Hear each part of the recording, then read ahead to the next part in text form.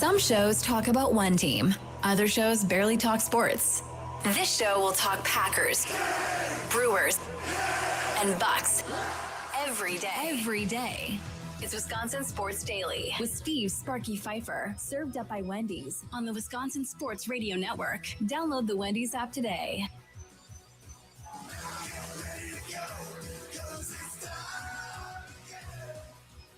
It is time again. Welcome in. It is a Friday edition, live and local. Are we? Yes, we are. No best ofs here on the Wisconsin Sports Radio Network today. Been going live and local since 6 a.m. today. And then we'll go right up to 6 p.m. tonight as well. Then tomorrow, Wisconsin Sports Weekend. My guy Charlie Usen over there, other side of the glass, coming up tomorrow. Is Peacock, Jack Pembroke, is he going to be with you tomorrow? He's going to be with me. Yes. When is this? Does he have a sports hernia surgery coming up here shortly? I believe so. I don't know exactly when, but I haven't heard any different that he's not going to be there with me tomorrow. Well, so we're going to have fun. You know, we like to have more fun, so maybe we'll have a end of the year kind of segment on there. It's too late. It's January. Year's already over. You know what? I know I said that the other day, but I've changed my mind. My New Year's resolution is to be more open-minded, Sparky. Mine's not. So make sure to check him out and Jack Pembroke tomorrow on the Wisconsin Sports Radio Network from 9 to 11 a.m.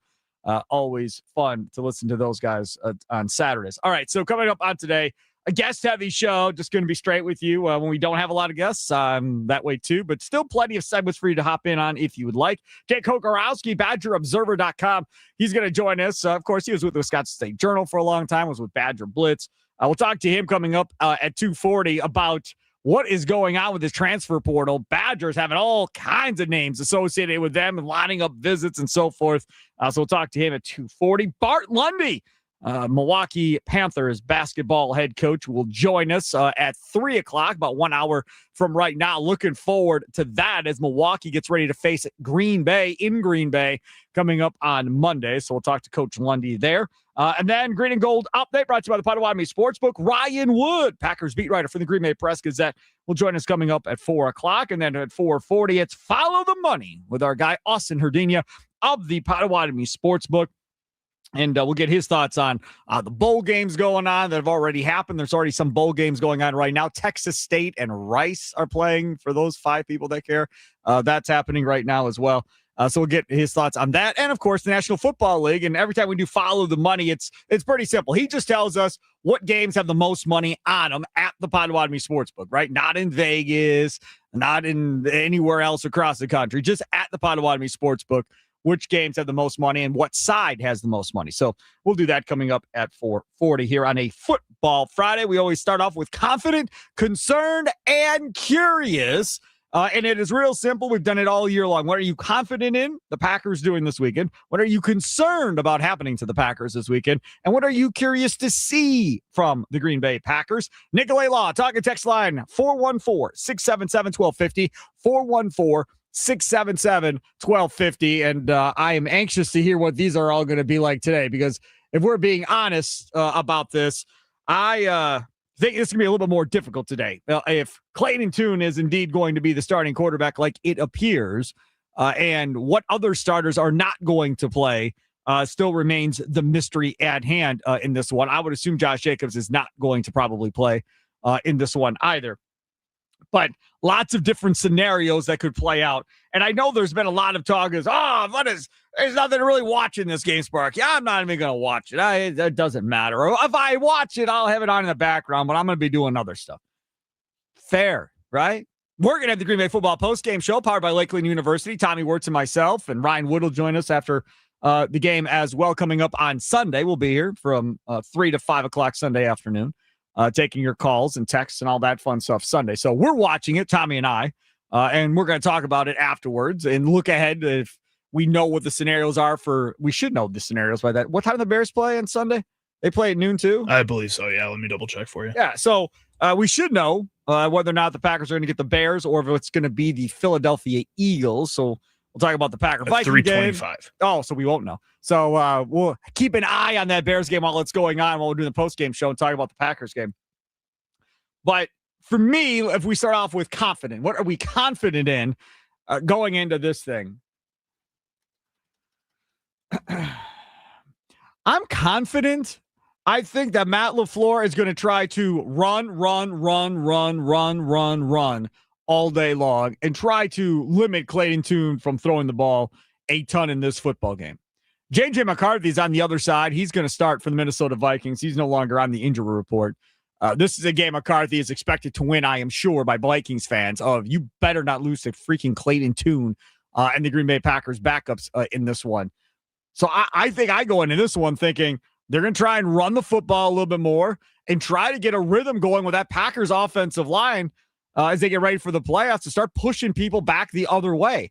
I think that's probably what I'm most confident in. I'm not confident they're going to run it effectively, but I think there's going to definitely be a want to try and run this football and establish some physicality up front with this Packers offensive line. Or maybe you could get some momentum flowing with the wide receivers and just keep feeding them the ball, try to see if somebody can get going in a game like this.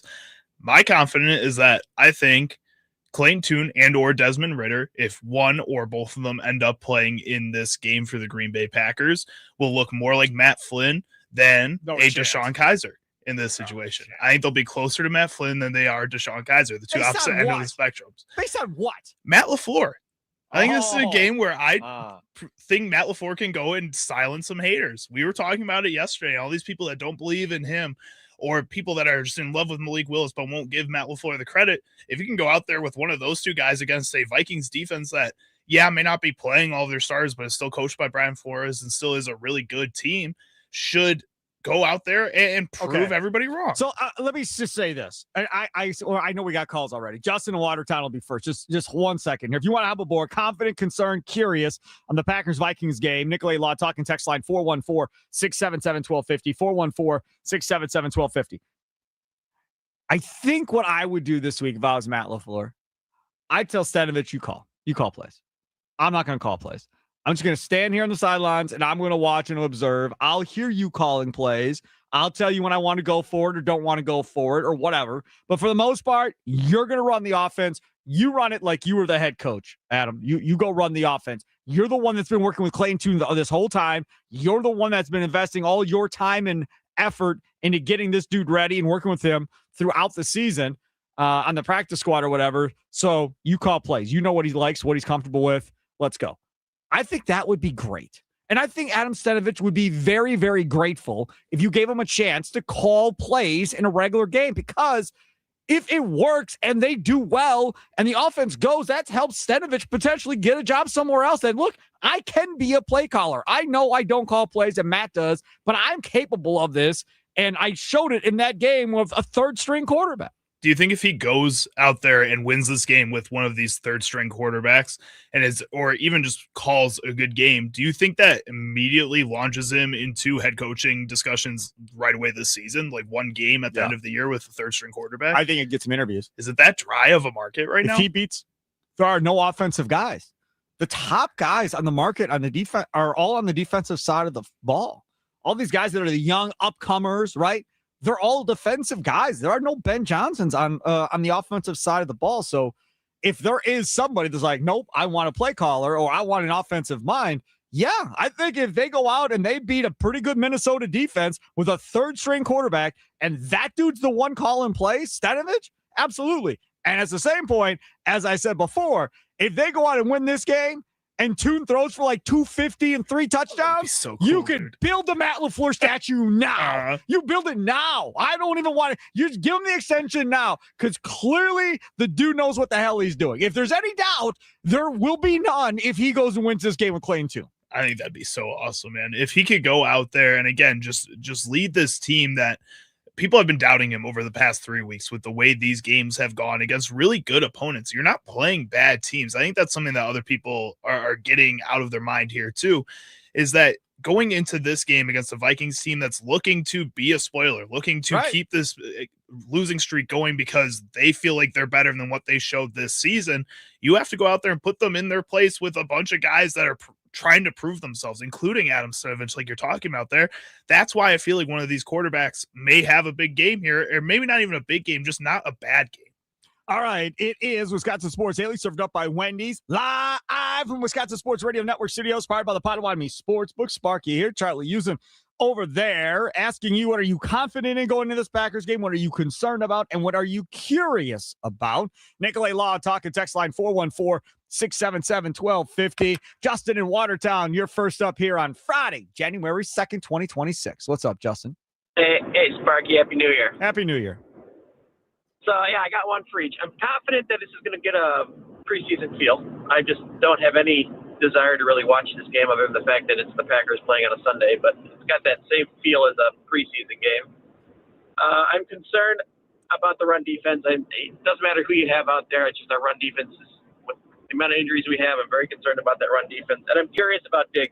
What is he going to do? How to use him? Where are they going to put him?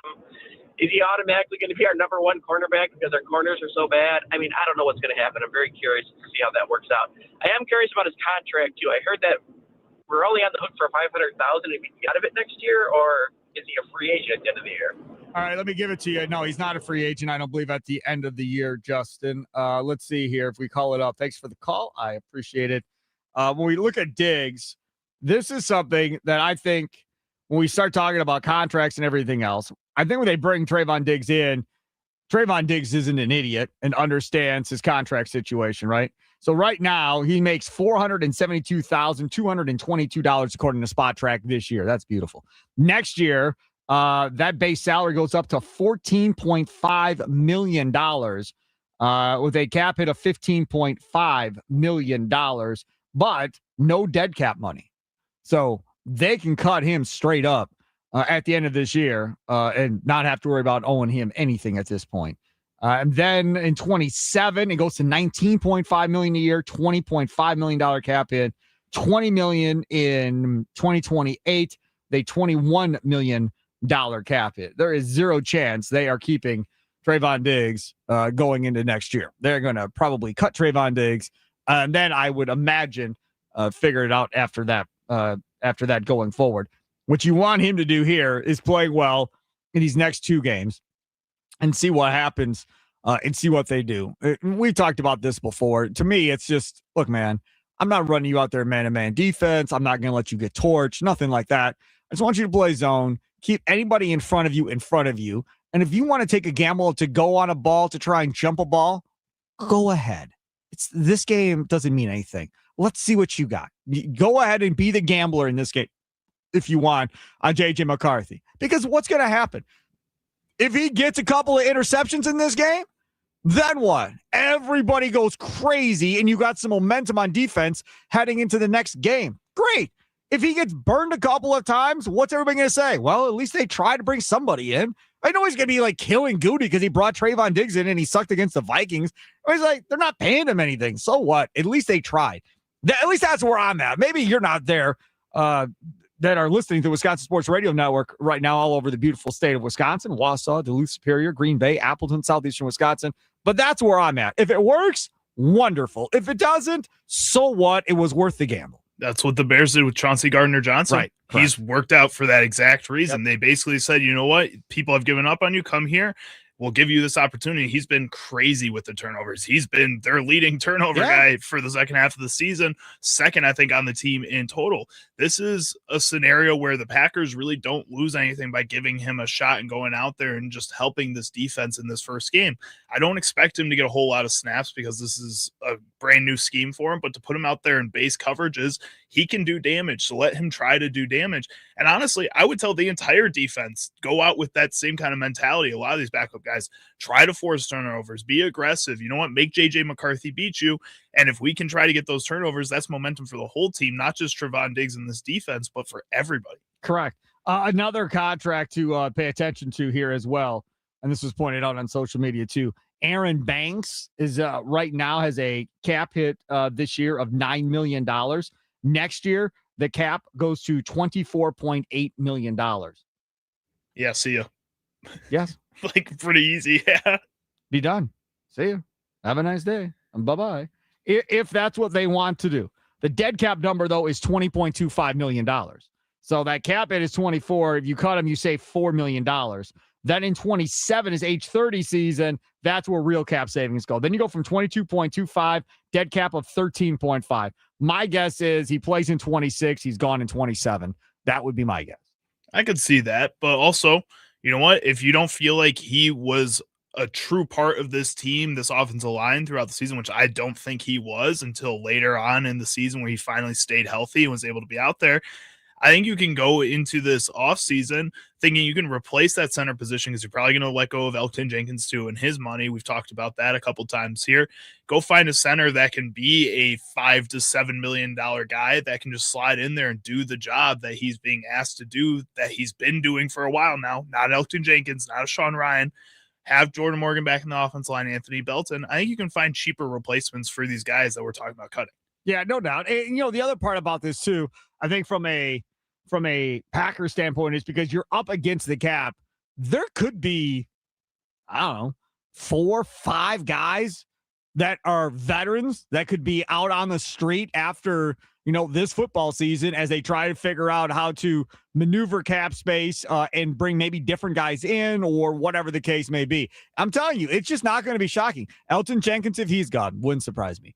If they decided to move on from Josh Jacobs, I don't think I'd be overly surprised in that aspect either. There are Rashawn Gary. Wouldn't be surprised if they decided to move on from Rashawn Gary after this year. There are so many guys that you're like, yeah, that wouldn't be the end of the world. Yeah, that wouldn't be the end of the world. There's just not. Well, and if you want to keep any one of those guys, if you think Sparky's crazy for naming some of those players, I mean, then they have to cut other guys around them. Malik Willis won't be coming back, so you have to make those decisions. This Packers team just does not have that flexibility right now, and players that are important to this team are going to have to be gone. Nicolay Law Talk and text line 414-677-1250 from the 414. I agree with Diggs is a great move. I disagree, however, with Sparky. Diggs isn't going anywhere. They will restructure or something, but he will be on the Packers next year. Book it.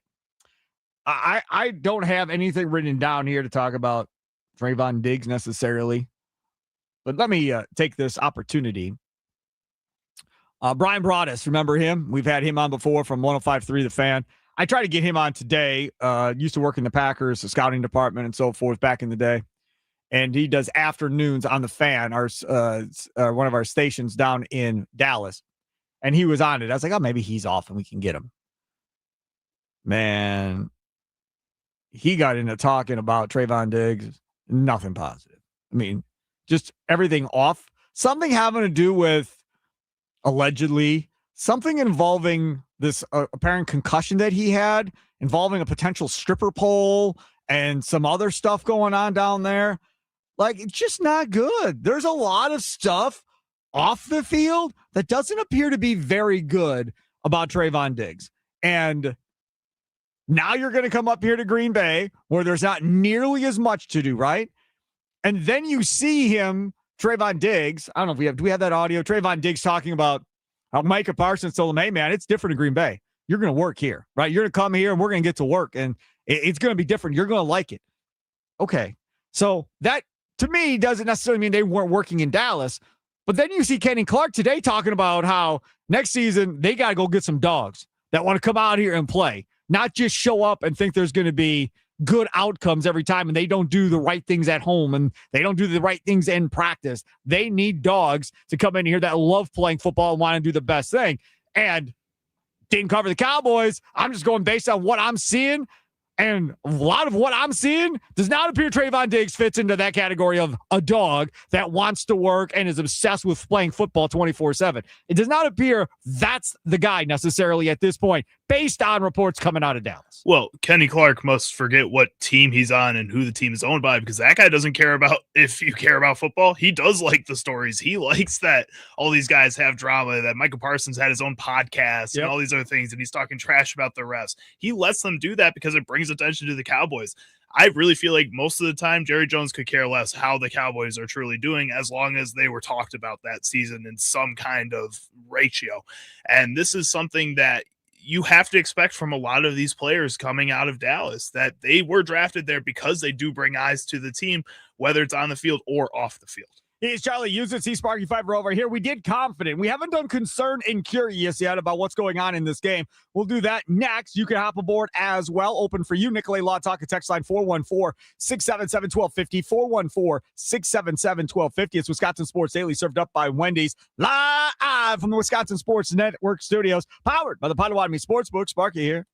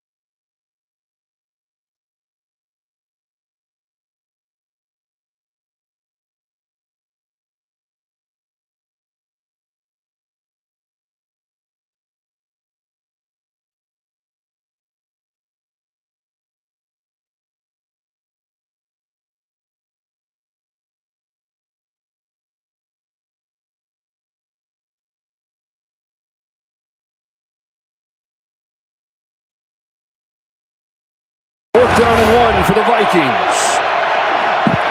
Mason not going to get there. Enikbare stops him on 4th down.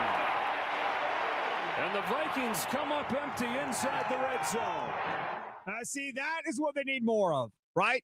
Guys that haven't done anything for a minute, like Enikbare and Rashawn Gary and those guys. Those are guys that need to step up and make some plays. And listen, I've never played the NFL, so I don't know where confidence levels lie with an NFL player. If it's even possible for an NFL player not to have a bunch of confidence, right? That bank deposit goes in, you feel pretty good about yourself. But Rashawn Gary's got to know he ain't producing. I mean, Enikbare's got a couple of sacks. That's not really at that high of a level either, right? So Lucas Van Ness, who's been hurt, has got to do more. They all have to know on that defensive line that, man, if we don't get pressure in the playoffs, that could very well be why we go home. It's on us. And if we don't figure this out, we're going to be done. So this, to me, is a perfect scenario where it's like, okay, guys, let's go. Let's build some momentum. Let's get home. Let's make J.J. McCarthy's life hell on Sunday at noon. Regardless if this game means anything or not, build that confidence, build that swagger that you're going to get home against Caleb Williams or you're going to get home against Jalen Hurts in the playoffs, Charlie. But also at the same time, that but he starts everything after I talk. Charlie's first word is always not but. always. Not always. Pretty much. Go ahead. Sometimes, yes, but not always.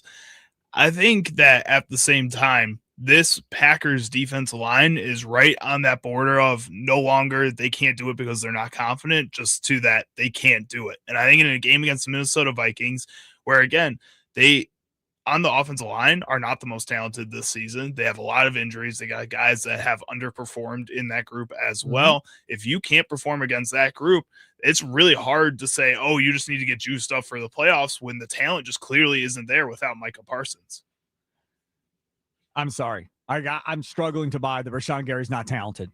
He's not talented. He was in the 7.5 sacks in the first half of the year, but all that talent was zapped away from the people that zapped Michael Jordan's talent away in the movie Space Jam. It's all gone. He's got nothing left. I don't believe you. Now, if you're going to say, hey, man, you don't know this, but he's been playing with a jacked up ankle and he's been trying to figure it out, or he's been playing with a horrible bad back, or okay, fine, fair. And like I always say, a lot of times after the season is over, we find out what these guys have been playing with all year, but they say nothing during the course of the year because they want to continue to play and not be sidelined and miss games. So we'll see what happens. But either way, if they're not talented enough, then they should be gone, right? I mean, not that hard. If Charlie's right, you know what? Enikbare's not that good.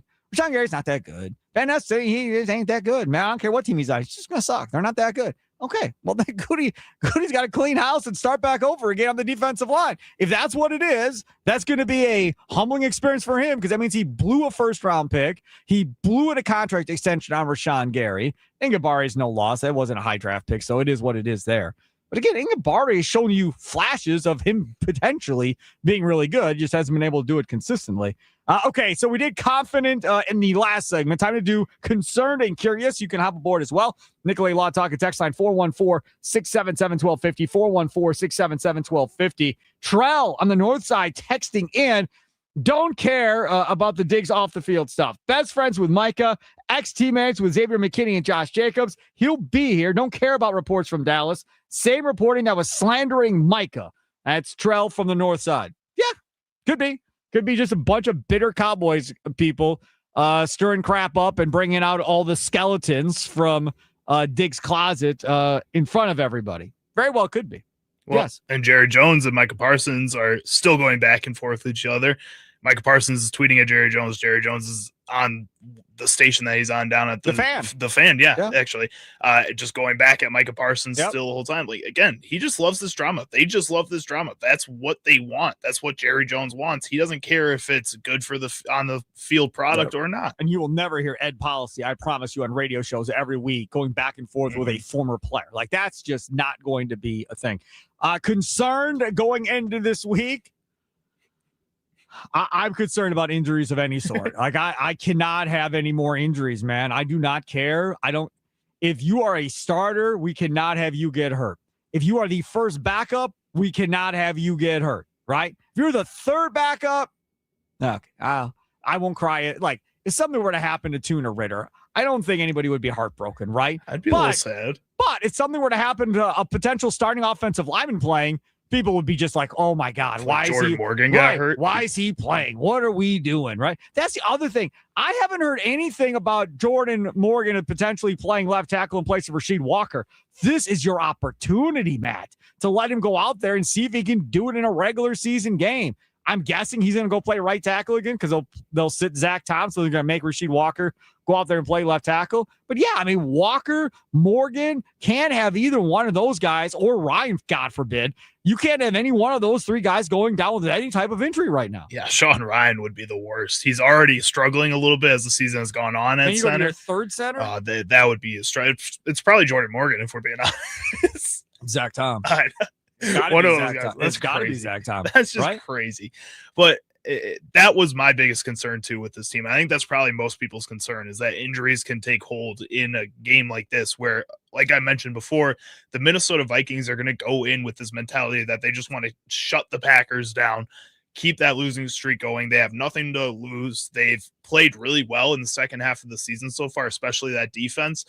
They want this. And I think the Packers have to go in and try to shut that down. But by trying to shut that down, you're going to have to play hard too. And if you have a lot of starters that are still out there, especially on the defensive side of the ball, it's not even the offensive side of the ball to me. If one of your middle linebackers goes down, and a Quay Walker and Edge Cooper, I think you're losing a little bit in the athleticism that those guys give you without the talent on the front line, those front five.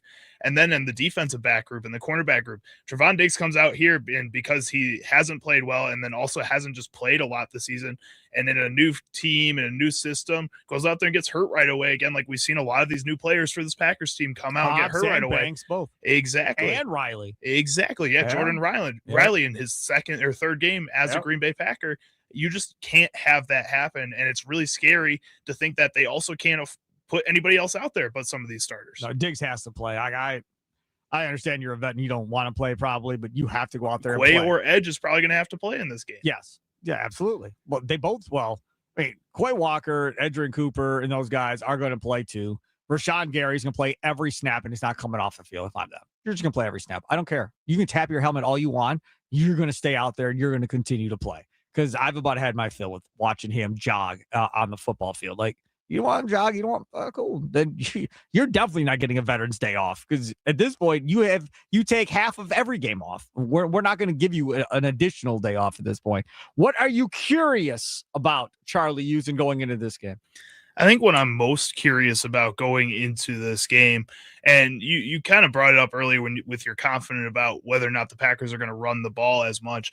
I'm curious to see who's running the ball more, if they're going to try to give Chris Brooks more of a feature role in this offense, in this game, to see if he can be a more consistent player than Emmanuel Wilson has been so far later on the season, especially with the injuries that he's faced.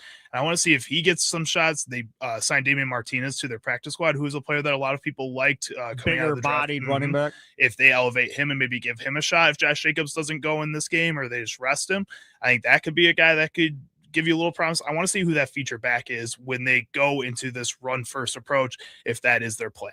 I got some comments over there on the Dugout YouTube chat and X chat, streaming live on X and YouTube as always at WI Sports Radio. Follow us there, Instagram, Facebook. And of course, if you miss any of the shows or interviews, you always can go back and listen to that at wisportsradio.com, wherever you download your favorite podcasts at. What do you got, Charlie? So over there, Wisconsin family says, well, to be fair, Matt LaFleur did say that Gary doesn't have a hidden injury. Maybe he wouldn't admit it either. Yeah, I don't think there's a benefit if he comes out and reveals an injury to Rashawn Gary at this point, right? I mean, if the other team knows he's hurt, that's probably not a good thing either, right?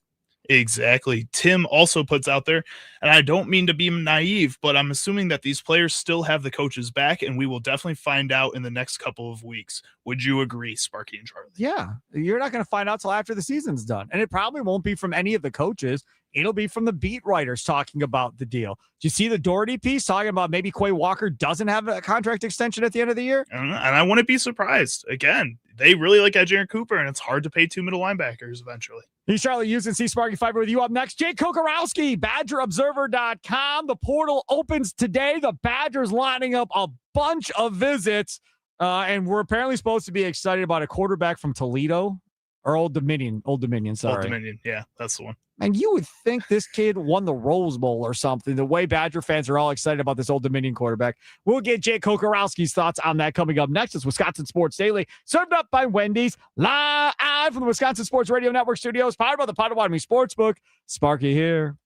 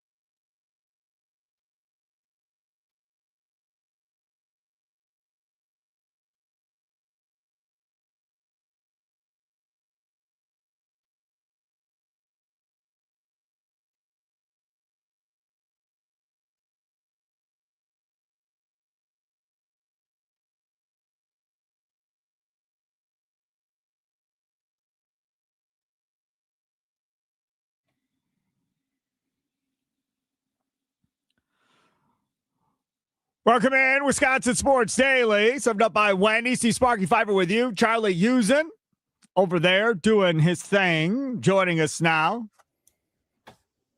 You can see his pretty face as we stream live on X and on YouTube. Will he show us the guns today like he did the last time? Jake Kokorowski joins us of BadgerObserver.com. Follow him on Twitter at Jake Coco. How are we doing today, Mr. Kokorowski, on Portal Day in college football? Yeah, Merry Portalmas to you and to everybody that celebrates, which is quite a lot. I saw some tweet where it's in the thousands in terms of players being in the portal. So I don't.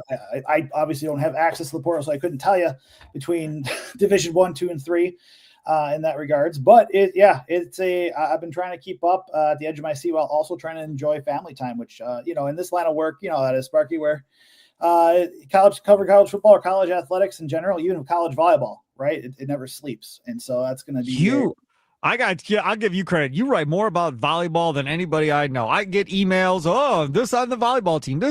Man, you were all over volleyball. No, I appreciate that. No, I mean, credit to give a friend, shout out to an old colleague from the Wisconsin State Journal and Abby Schnabel to help me get in contact with Isabel Hoppy, the new setter, who's like a top 10 player in the nation for the 26 class, who just signed with, and that story was probably the second biggest in terms of read. And even just talking with, this past week we were talking with, or a couple days ago, I should say, the 4 of the 5 2026 signees, they were down at the Under Armour All-America week. And I mean, it's they're a loaded. Yeah. They lost, Okay, that's enough. Stop. I don't care about the volleyball team. I was just saying you cover it a lot, but that's good, Jake. That's good. It's a very good class. Yeah, no, that's very good. I want to talk about football in this football class here. Okay, so where is this football program at as far as how many guys they actually have on their roster? We talked about it earlier this week. I think Iowa State's got like 16 or 17 left on their roster. Where is Wisconsin at? Well, I mean, I think I can fairly say that it's more than that. But here's the thing. So, I mean, it's hard to tell because you don't know which players have entered, and just letting people know, like officially the transfer portal opened today. Correct. You've seen those players talk about their intentions, or you've seen like all the social media posts about their intentions to enter the transfer portal. Today was the day that they could officially enter. And you've seen some players on social media give the notifications from the NCAA saying, hey, you're in the portal now, right? Yep. But looking back, so I looked at the starters, and obviously it's just the starters from the season finale against Minnesota. So Wisconsin could have potentially up to 5 offensive starters back from this last game against Minnesota. For the defense, like 3. So there is, and that's due to either senior attrition, like guys like Ben Barton or Daryl Peterson or Mason Reiger, really, exhausting their eligibility. There are others that, like Trechka Kahuna, go into the portal, right? And so I think that's one big thing to watch for, is like, and yeah, there's going to be some contribute. I think, if I'm not mistaken, between all the reports of who's intending to go to the portal, I had 20 reported departures. I have asked Wisconsin for official confirmation that they are all in the portal, just because I always like doing as much independent reporting as possible, just to make sure that that's the right number. But even with that, it's hard to tell even just who, because again, they have until the 16th to actually get into the portal. So there could always be more departures, and whatnot, in addition to who could join this program. So, but it is a very, like, even look at scholarship distribution, because you haven't seen who has announced that they're returning or not. It's even hard to tell right now, but I will tell you, it is very much better than the situation at at Iowa State, where they, less than 20 that has been reported of retaining. But Wisconsin does have work to do when it comes to the portal, and it seems like just all the reports, they're starting to bring in people. All right, so let's talk about some of these reports. The quarterback at Old Dominion is the guy that apparently Badger fans want. That is their target, and that's who they want to get excited about. I saw a report earlier today that the top transfer portal quarterback is probably going to get somewhere around $5 million. Okay, so that's $5 million to one player. I don't see Wisconsin ever doing that ever. I don't care how much more money they're going to spend. So now let's talk about this kid from Old Dominion. We talking $1 million somewhere in that area in order to get this, or is that even too rich potentially for Wisconsin's blood? I mean, it's this quarterback market's interesting because remember last year there was reports out there about Mensa from Duke having like $4 million per year, and then even like a Carson Beck. I think there's a report out there saying $3 to $4 million. And here's the thing: like we will never. I don't feel truly under like the accuracy of those numbers.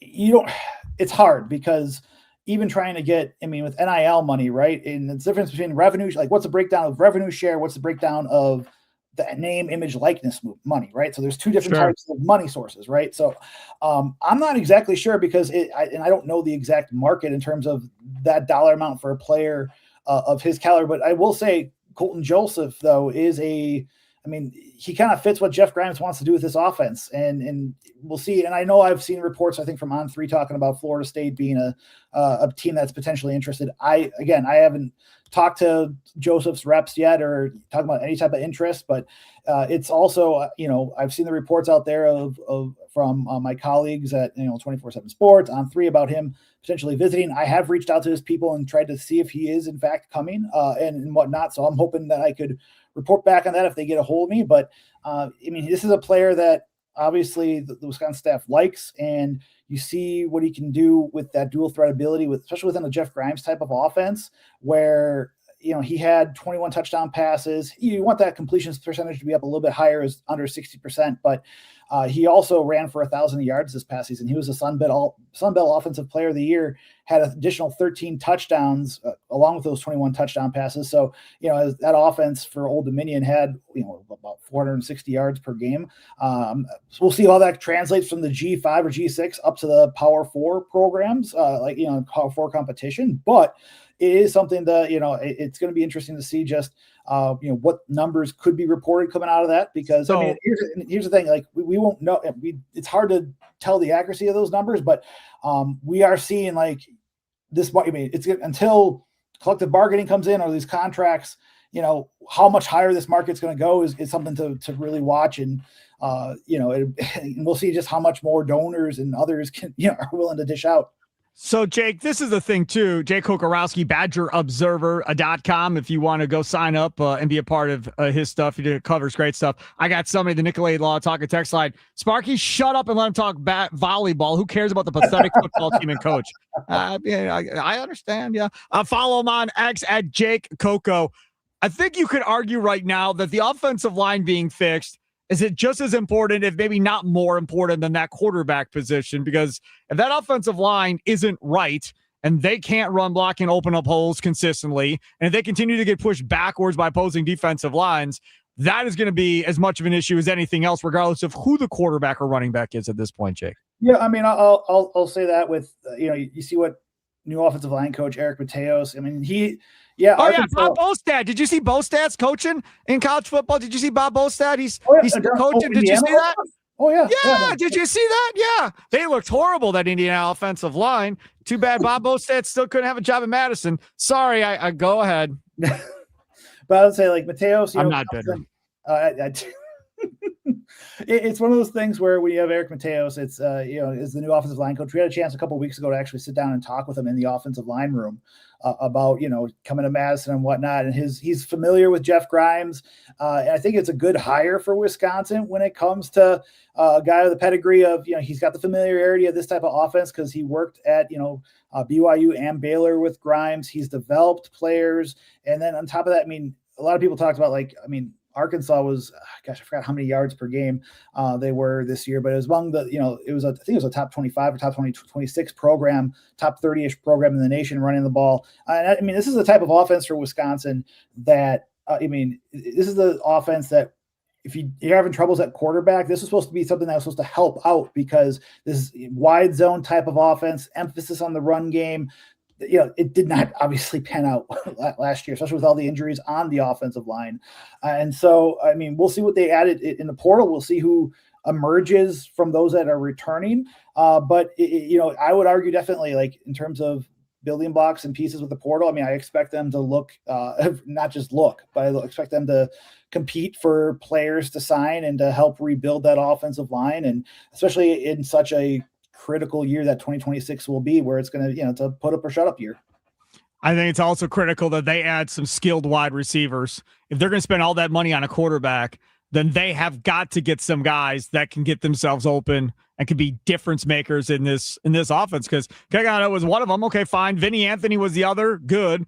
Both now done. So they're going to have to figure out how to get more skilled players at wide receiver. We got about 2 minutes left. Yeah, no, I mean, it's going to be one of those things that they need to really, in my eyes, step up on in terms of receivers, just because of, it's hard. I mean, the biggest things for me with receivers, Vinny Anthony, and he just got a Senior Bowl invite. That was just announced today. So he's going to the Senior Bowl. So,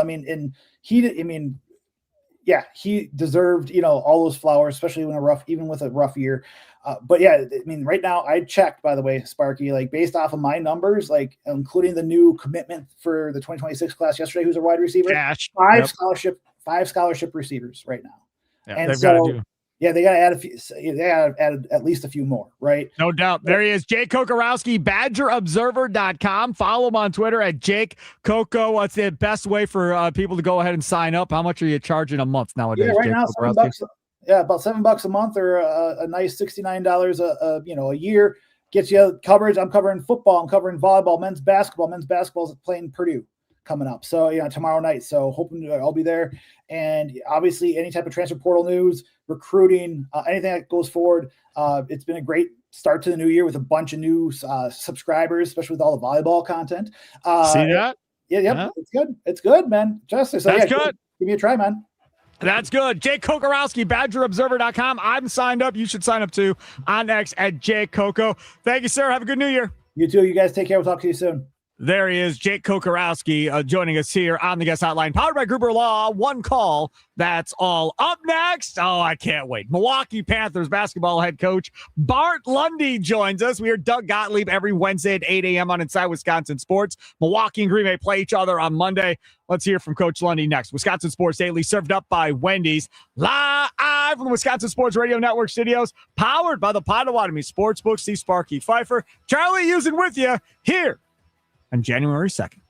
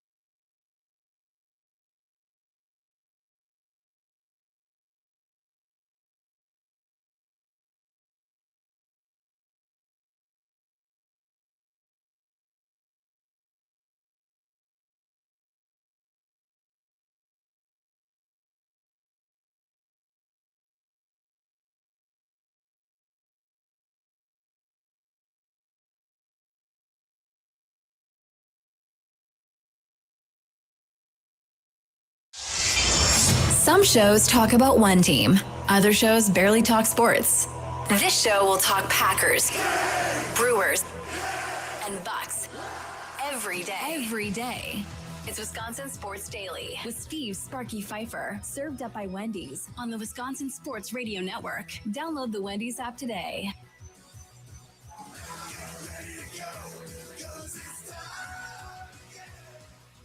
It is time again. See Sparky Pfeiffer with you. It is Wisconsin Sports Daily, served up by Wendy's. Welcome in, hour number 2. We are live. Yes, we are. It's not a best of, nothing like that. We've been live all day, 6 a.m. to 6 p.m. here on Friday, January 2nd. Still to come on the show, Charlie Sounds of the Day. What will that look like? Coming up at 3:40. He's got a whole weekend of audio to pull, so God knows how angry he's going to have me in that segment. That's at 3:40. Ryan Wood, Packers beat writer from the Green Bay Press Gazette, coming up at 4 o'clock. He'll tell us all we want to know about Clayton Tune at quarterback. Can't wait to hear that. And then we got to talk about the college football playoffs from last night. And then it's Follow the Money time with Austin Herdini of the Potawatomi Sportsbook manager over there, coming up at 4:40. Joining us now on the guest hotline, powered by Gruber Law. Look at that bald head of his. He is Coach Bart Lundy, joining us, Milwaukee Panthers head basketball coach. How are we doing today? Hey Sparky, I can't hear you. All right, that's hear you. That's all right. No big deal here. I'm gonna put him back down here, and we are gonna have Coach. Since you can't hear him, let's just call him. I think that might be the easier way to maybe get him on. He's having some issues with his stream over on his side of the world, and let me see if I can figure this out. Anyways, so we'll continue talking about this, and we'll see if we can get Coach Lundy to call into us instead, since he's not being able to get it to work on his side. Okay, so Milwaukee and Green Bay coming up. Charlie, you're going to have that sound clip as well from Doug Gottlieb earlier this week. We'll get him. And if Coach Lundy can't hear us, we're going to have Chris Zills over there at the Milwaukee Panthers have him give me a call instead of trying to do this on StreamYard, because that is going to be a difficult proposition if the coach can't hear us. But Green Bay and Milwaukee. Milwaukee just lost their first game against Wright State. And now they are 3-1 on the year.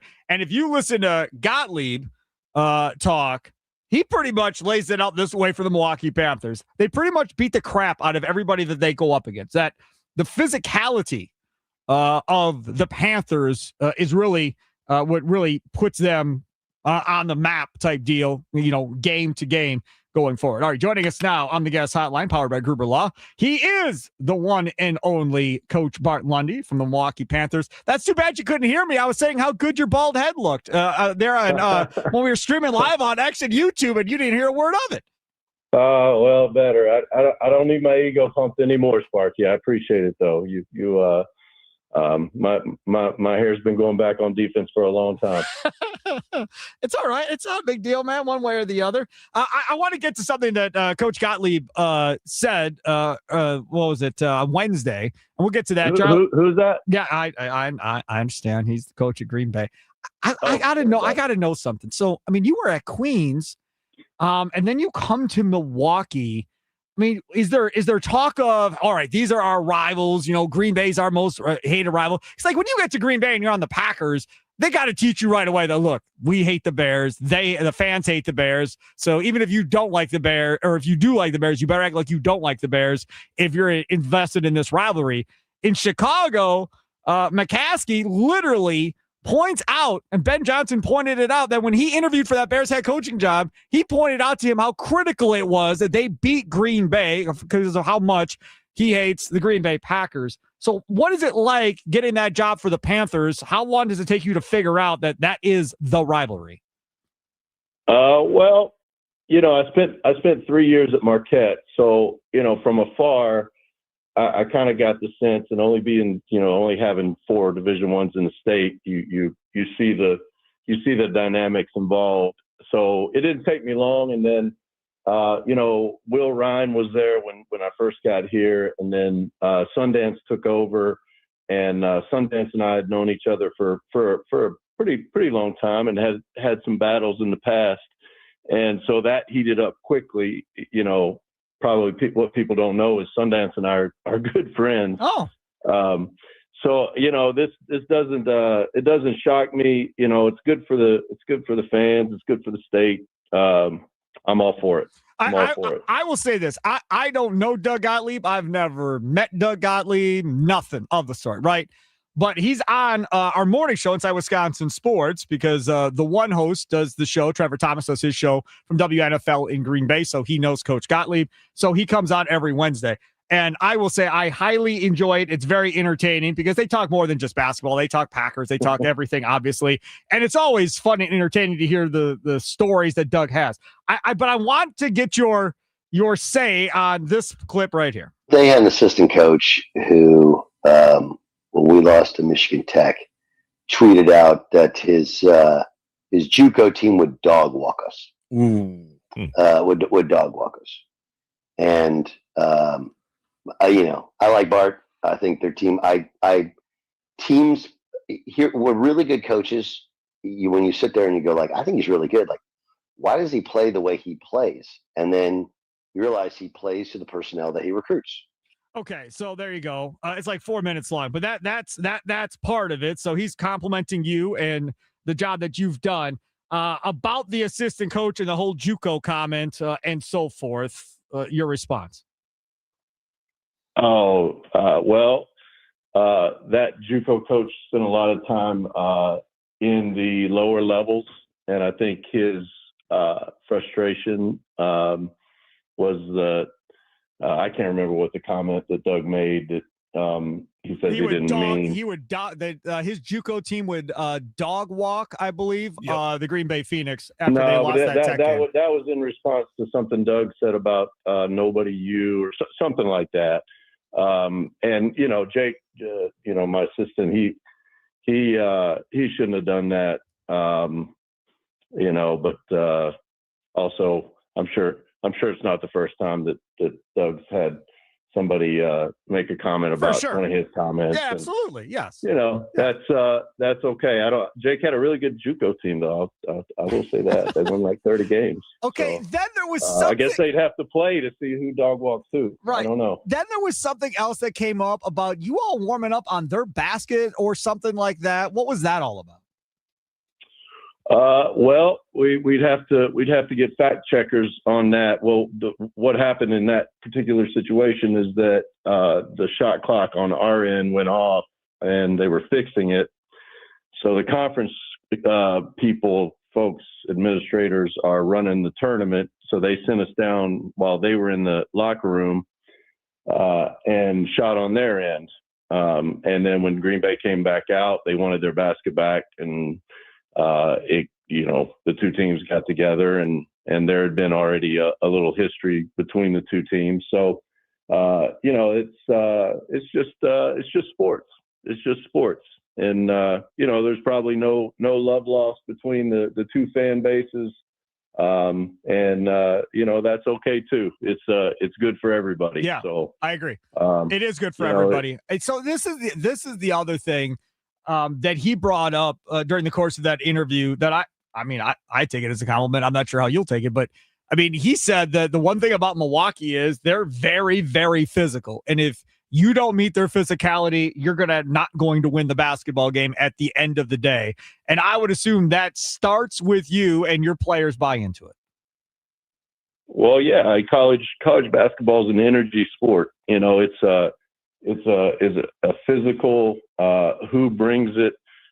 It's not, we can talk about skill and coaches and, the way they play offense, the way they play defense and their schemes. But when you boil down, college, sports, college football, college basketball, it's the team that can bring the most energy. And sometimes that energy is manifested in physicality, right? And he's right. We want the other team to feel us. We want them to feel us on closeouts. We want them to feel us on box outs. And if that's part of our identity, I'm cool with that. I think anybody that watches our team is cool with that too. We are going to play fast. We are going to play physical, and part of what we're in here is for is entertainment. And if anything, our group is entertaining.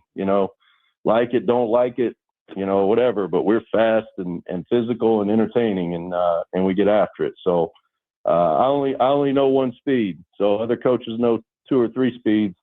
Man, I got one speed. That's it. Talking with men's basketball coach for the Milwaukee Panthers. He is Coach Bart Lundy. Follow him on X at Coach Lundy. You are looking for win number 500, and Green Bay is next up. I would think that would be a nice little cherry on the Sunday there if you could get win 500 against Green Bay. Well, the whole 500 thing, first of all, I started coaching when I was 8. Let's get that straight. When did you start losing your hair, though? At 9.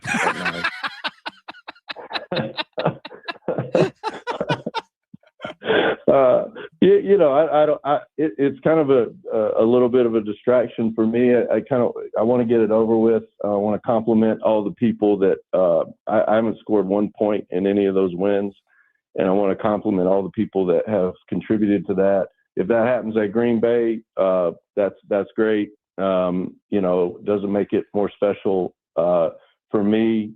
What it does for me is it allows me to thank the people who have made all of those wins happen. And that's a lot of people, a lot of administrators, a lot of assistant coaches and players and support staff. And so if that happens at Green Bay, great. I think the fans would probably like that.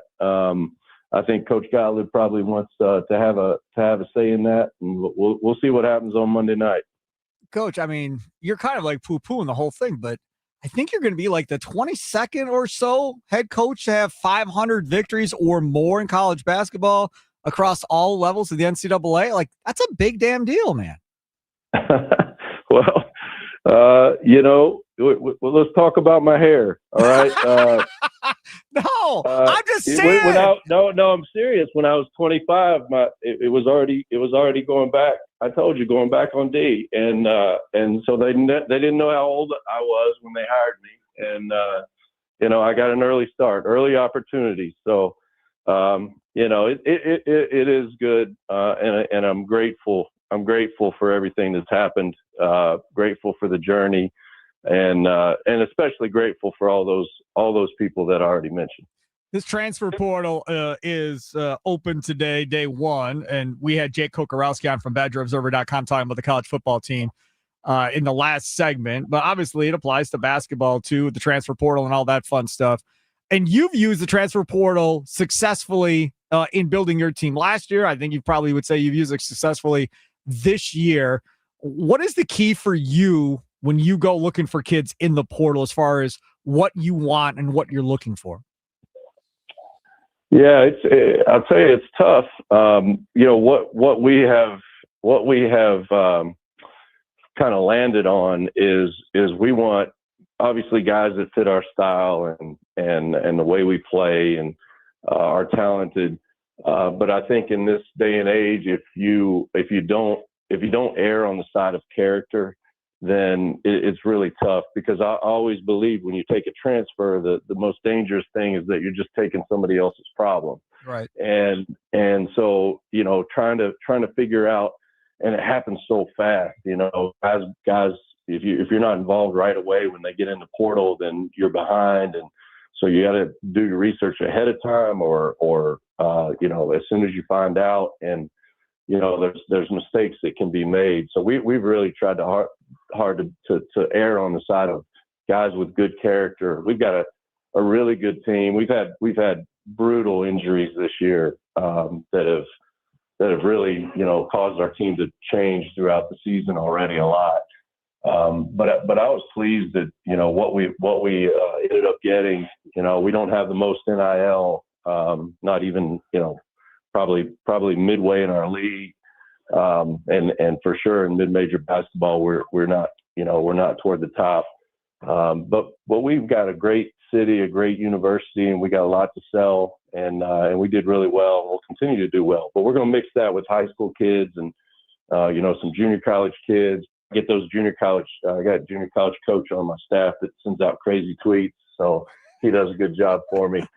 You know, we're just going to be in every pool and get the best guys we can get. But characters, you know, I think in this day and age, it's got to be something that is 1A, 1B in your list. Talk about your team this year. I mean, 3-1, four-way tie, whatever it is, first place in the horizon right now. What has been the key to your guys' success this year as you get ready for Green Bay on Monday?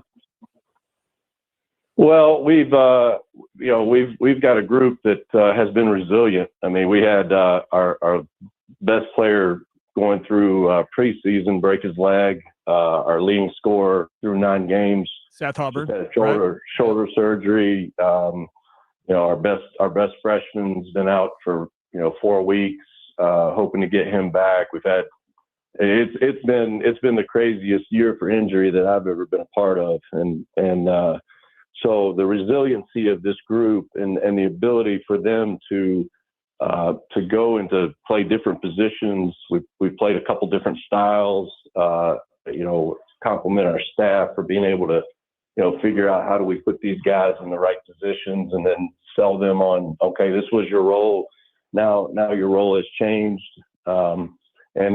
We had a freshman who wasn't even really playing much for us early in the year, was mid-major player of the week last week.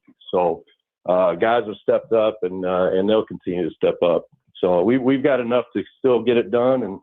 But we'll see Green Bay and Milwaukee on Monday night. We'll see what happens then. We might not be in first place after that. Do you have a line in the sand where you're like, yeah, man, I'm not bringing in some old dude to come in here and try and play college basketball again, or I'm not going to bring in some former G League player, some guy that had an NBA deal like we're seeing here in the past? Or for you, is it like, hey, man, if there's no rules, I got to go try and figure out how to win basketball games?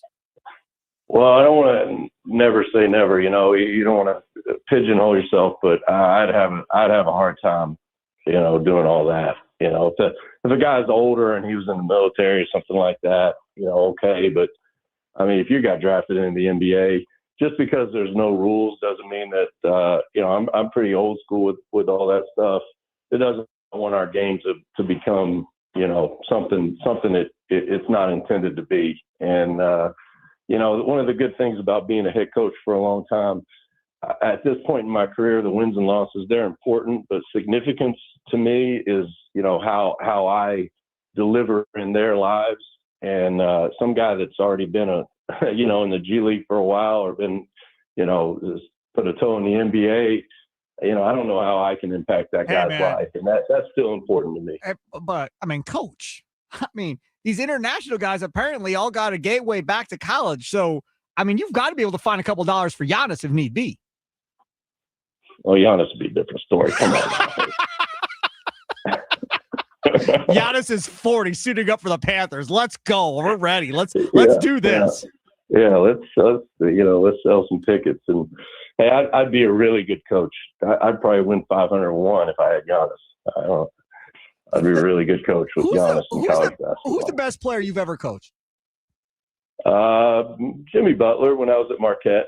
That's probably the guy. He's an Olympic champion and NBA All-Star, NBA's most improved player his second year. So I got the chance to coach Jimmy for those 3 years and love Jimmy and I'd say he's number one. That's good stuff. Coach Bart Lundy joining us, Milwaukee Panthers basketball head coach. They're in Green Bay on Monday. Then you guys come back home, and it looks like you're home against Northern Kentucky on the 9th, then IU Indianapolis, and then Oakland. So a nice little stretch there at home for you guys coming up after this Green Bay game. Yeah, and just announced today, all our games are on ESPN Plus, but that Oakland game is going to be a featured game on ESPN, so that'll be a national, one of their 3 platforms. So that was just announced by the league today, so that'll be good. We've had a lot of great battles with Oakland championship 2 years ago. Coach Campy's one of my favorites, and should be a good matchup for national TV. Next game coming up in Green Bay, 6 o'clock tip. If you want to make the pilgrimage from Milwaukee to Green Bay, and go support Milwaukee. That would be great. I'm sure the Phoenix fans would welcome you. And then Green Bay returns to Milwaukee on February 15th for a 2:00 tip there. If you want to wait to Doug Gottlieb and his crew show up in Milwaukee, that works too. Coach, thanks so much for coming on, man. Good luck on Monday. Thanks, Sparky. Talk to you soon. You betcha. Take care. There he is, Coach Bart Lundy, Milwaukee Panthers men's basketball head coach. Follow him on X at Coach Lundy. Dude, I love that man. Like, I'm all in. Like, I think Lundy is one of the coolest dudes. Well, I loved Pearl. I could talk to Pearl all day. Okay, so fine. Put Pearl aside. But besides that, like, he's got to be one of my favorite coaches to talk to that we've had as far as college head coaches between Madison, Green Bay, Milwaukee, and Marquette. Got to be top 3 for sure. I would think so. Such a good dude. He's awesome every time. And you know what? He's honest every time, too. You ask some hard hitters. You ask him about Giannis, and I think everybody would let Giannis come back to their basketball team. Yeah, very cool. And to the Gottlieb perspective, again, I don't know Doug at all, but that I'm telling you, folks, that is must listen to radio Wednesday mornings at 8:00. It is. He lets you go behind the scenes more than any coach I've ever heard in my life, and then he'll also give you takes on everything else going on. So just. Inside Wisconsin Sports, Trevor Thomas, Josh Albrecht, Wednesday mornings at 8. Just set yourself a calendar reminder. And really, you should set yourself a calendar reminder every morning at 6 to listen to that show Monday through Friday. But just saying, that interview every week is gold. Every week. Coming up next week, I would love to tell you he's gold every time he talks, but he gets me irritated more than I get happy. Matt LaFleur talked a little bit earlier today. We'll hear what he had to say. It's Wisconsin Sports Daily, served up by Wendy's, live from Wisconsin Sports Radio Network studios, powered by the Potawatomi Sportsbook. Sparky here.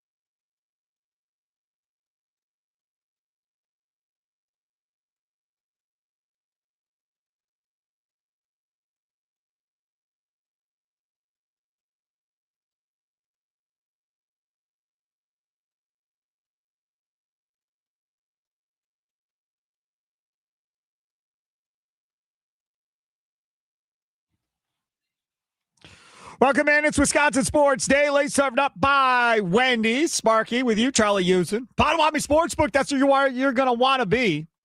Whether it's going over there to watch one of the bowl games or going over there to watch the last slate of NFL games or even playoff football when we get to the playoffs, right? That's where you're going to want to go. Maybe some NBA basketball, some hockey, you name it, they got it on. 30 different sporting events at one time, 2,000 square foot big screen big screen, I should say. It's not a TV, big screen TV like you're thinking. It's a big screen, essentially. It's gigantic. 2 levels. You can reserve that second level ahead of time. I'm not sure what the cost is, but you can reserve it ahead of time. You want to have like business meetings there or, I don't know, whatever the case may be, client parties. We've had staff outings up there. We had a meet and greet with Mason Crosby up on that second level. So lots of different options that you can do there. You can work with Potawatomi Casino Hotel on doing that. And they have all kinds of different tables. They got booths. They got tabletops. They got like these recliner-looking chairs in the first couple of rows, big comfy seats. It's so much fun. To reserve your seat ahead of time, you can go to Potawatomi.com/sportsbook. Potawatomi.com/sportsbook. It'll be a nominal fee to reserve your seat for a given day, but that goes towards your food and beverage, which you're going to spend money on that anyhow at the Potawatomi Sportsbook kitchen. The food's amazing. Desserts and pastries made every day at the Potawatomi Casino Hotel. They have all-day brunch, all kinds of different food options that you can pick from. And in fact, Charlie Usen was just there celebrating him and his girl on New Year's Eve. I got a Reuben sandwich, which was phenomenal. I love Reuben, so I got to try it anywhere. And it was one of the best I've had in a while. It was packed at Potawatomi in general, but I was able to get into the sports book. They were able to find us a table despite it being packed. Yep. It's a great time. I put $20 on the Chicago Bears to win the Super Bowl there while I was sitting around. So it was a great time. You could do everything you want and just hang out and watch the game. Even my girlfriend was enamored with all the what screens. did she think of the whole thing? She had a good time. She was willing to sit there a little bit while I cheered on the Miami Hurricanes. That's my favorite college team. You guys didn't know. He's all screwed up, y'all. He's so What do you screwed mean? up. Bears, Hurricanes, what? I will say You want me to this. be a Badgers fan right now? Sure, yeah. More the merrier to our depressing bandwagon. I will say this. When they won that game, I was thinking of you. And I was like, man, he's got to be happy. But I didn't want to bother him on New Year's Eve with him and his girl. I was like, I'm not going to text him. But yeah, man, that was impressive. We're going to talk more about the college football playoffs coming up at 4:20 because I want to talk about that game. I want to talk about the Indiana game, kind of what this looks like going forward, the fiasco going on at Ole Miss. So lots to talk about with the college football playoffs. Again, coming up at 4:20. Let's hear from Matt LaFleur, who talked earlier today and talked about this situation with the quarterbacks. Who's going to be your backup quarterback on Sunday? To be determined. Are all 3 of those guys still options, or is it just? Yeah, I mean, we got to see kind of like if everybody's medically cleared to go, then we'll make a decision. What have you seen from just Tune throughout the week operating with the first? Yeah, I think he's done an outstanding job. Talk about just ownership of the plan and command in the huddle and the operation, all the little things that are big things in terms of your ability to go out there and execute. I think he's done an outstanding job. Sean Mannion's put a ton of time in with him and is really getting up to speed. Matt, what do you thought of the job Sean's done? Unbelievable. Great job. He's been awesome. He's got a bright future in this profession. He attacks it the same way I knew he would when he was a player. Just extreme ownership of everything, puts in the extra time, just goes above and beyond the call of duty, which is exactly what you want from your assistant coaches. You see all the time it's up to the coaches to put players in position to succeed. So how do you, with all like doing game plans, but just kind of broadly speaking, how do you get Clayton in position to succeed against the number 1 defense with maybe it's a cobbled together sort of offense? Yeah, I mean, this defense has a ton of challenges, and we've talked about that, I feel like, at length. So, it's about making sure that you have a sound scheme and sound plan, and then you also have to take into account what these guys have time on task with. So it is a little bit of a challenge in that regard, but we feel like we've got a plan that we put together that will give our guys an opportunity to go out there and make some plays. So if I'm Matt LaFleur, dude, you better have every check down, hot read possible for blitz situations for Clayton Tune. This better not be a situation like against Kansas City where Jordan Love didn't have any options when they were bringing the house and he had no answers to anything. Like, you better not put yourself in that same exact situation now with Clayton Tune going out there. You better have answers to the questions on the test for Clayton Tune. Now, if he doesn't pick the right answer, that's on him.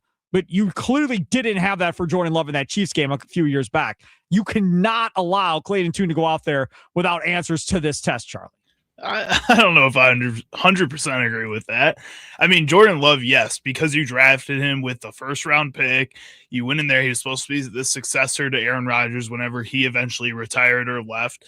And there was a lot of hopes with that. And yeah, it felt like he went into that Chiefs game unprepared. Clayton Tune isn't that. Clayton Tune's a guy that's probably going to go out there to start just because you don't want to start one of your other two guys, your main two guys. That doesn't mean you throw him the wolves and don't give him the prep to be ready to succeed. No, but it also, I guess, doesn't mean we have to be as concerned about it if it doesn't go well. No, I'm not saying if it doesn't go well. I'm just saying give the kid a chance, or the guy a chance to succeed. Give him the answers to the test. If he fails the test, he fails the test. But don't let it be because you didn't coach him up correctly and didn't put him in a position to succeed. Listen, he got Malik Willis, had no time, essentially a couple of weeks before he had to go in there and start right away. And that's a guy that wasn't the most accurate of throwers and so forth prior to the Packers getting him from Tennessee. They had no chance to work on footwork and all this other stuff. Like he's polished, a lot more polished now than he was going back to those Colts and Titans games. So from that perspective, they had no time and they still made that offense roll and they still were able to do something. You were listening to Stenavich talk, the Packers offensive coordinator. He preaches up and down about the accuracy of Clayton Tune and how accurate he is delivering the ball where he wants it to go. Okay, well, that's great. So that means realistically, just put him in a chance to succeed schematically and let him do something with it. Again, that interception he threw in that last game, that ball was right to the guy. That wasn't his fault. And that's an interception on him, right? So now it's, 2 games played, 3 interceptions. Now, I don't know what the other 2 interceptions look like for the Cardinals when he was the quarterback there. But that one there was certainly not on him. You just want to give him a chance. We were talking to Tommy Wirtz earlier, and he'll be on with me at the Green Bay Football Postgame Show, powered by Lakeland University, coming up Sunday from 3 to 5. And he's all like, man, if he goes out there and balls, I'm going to be there.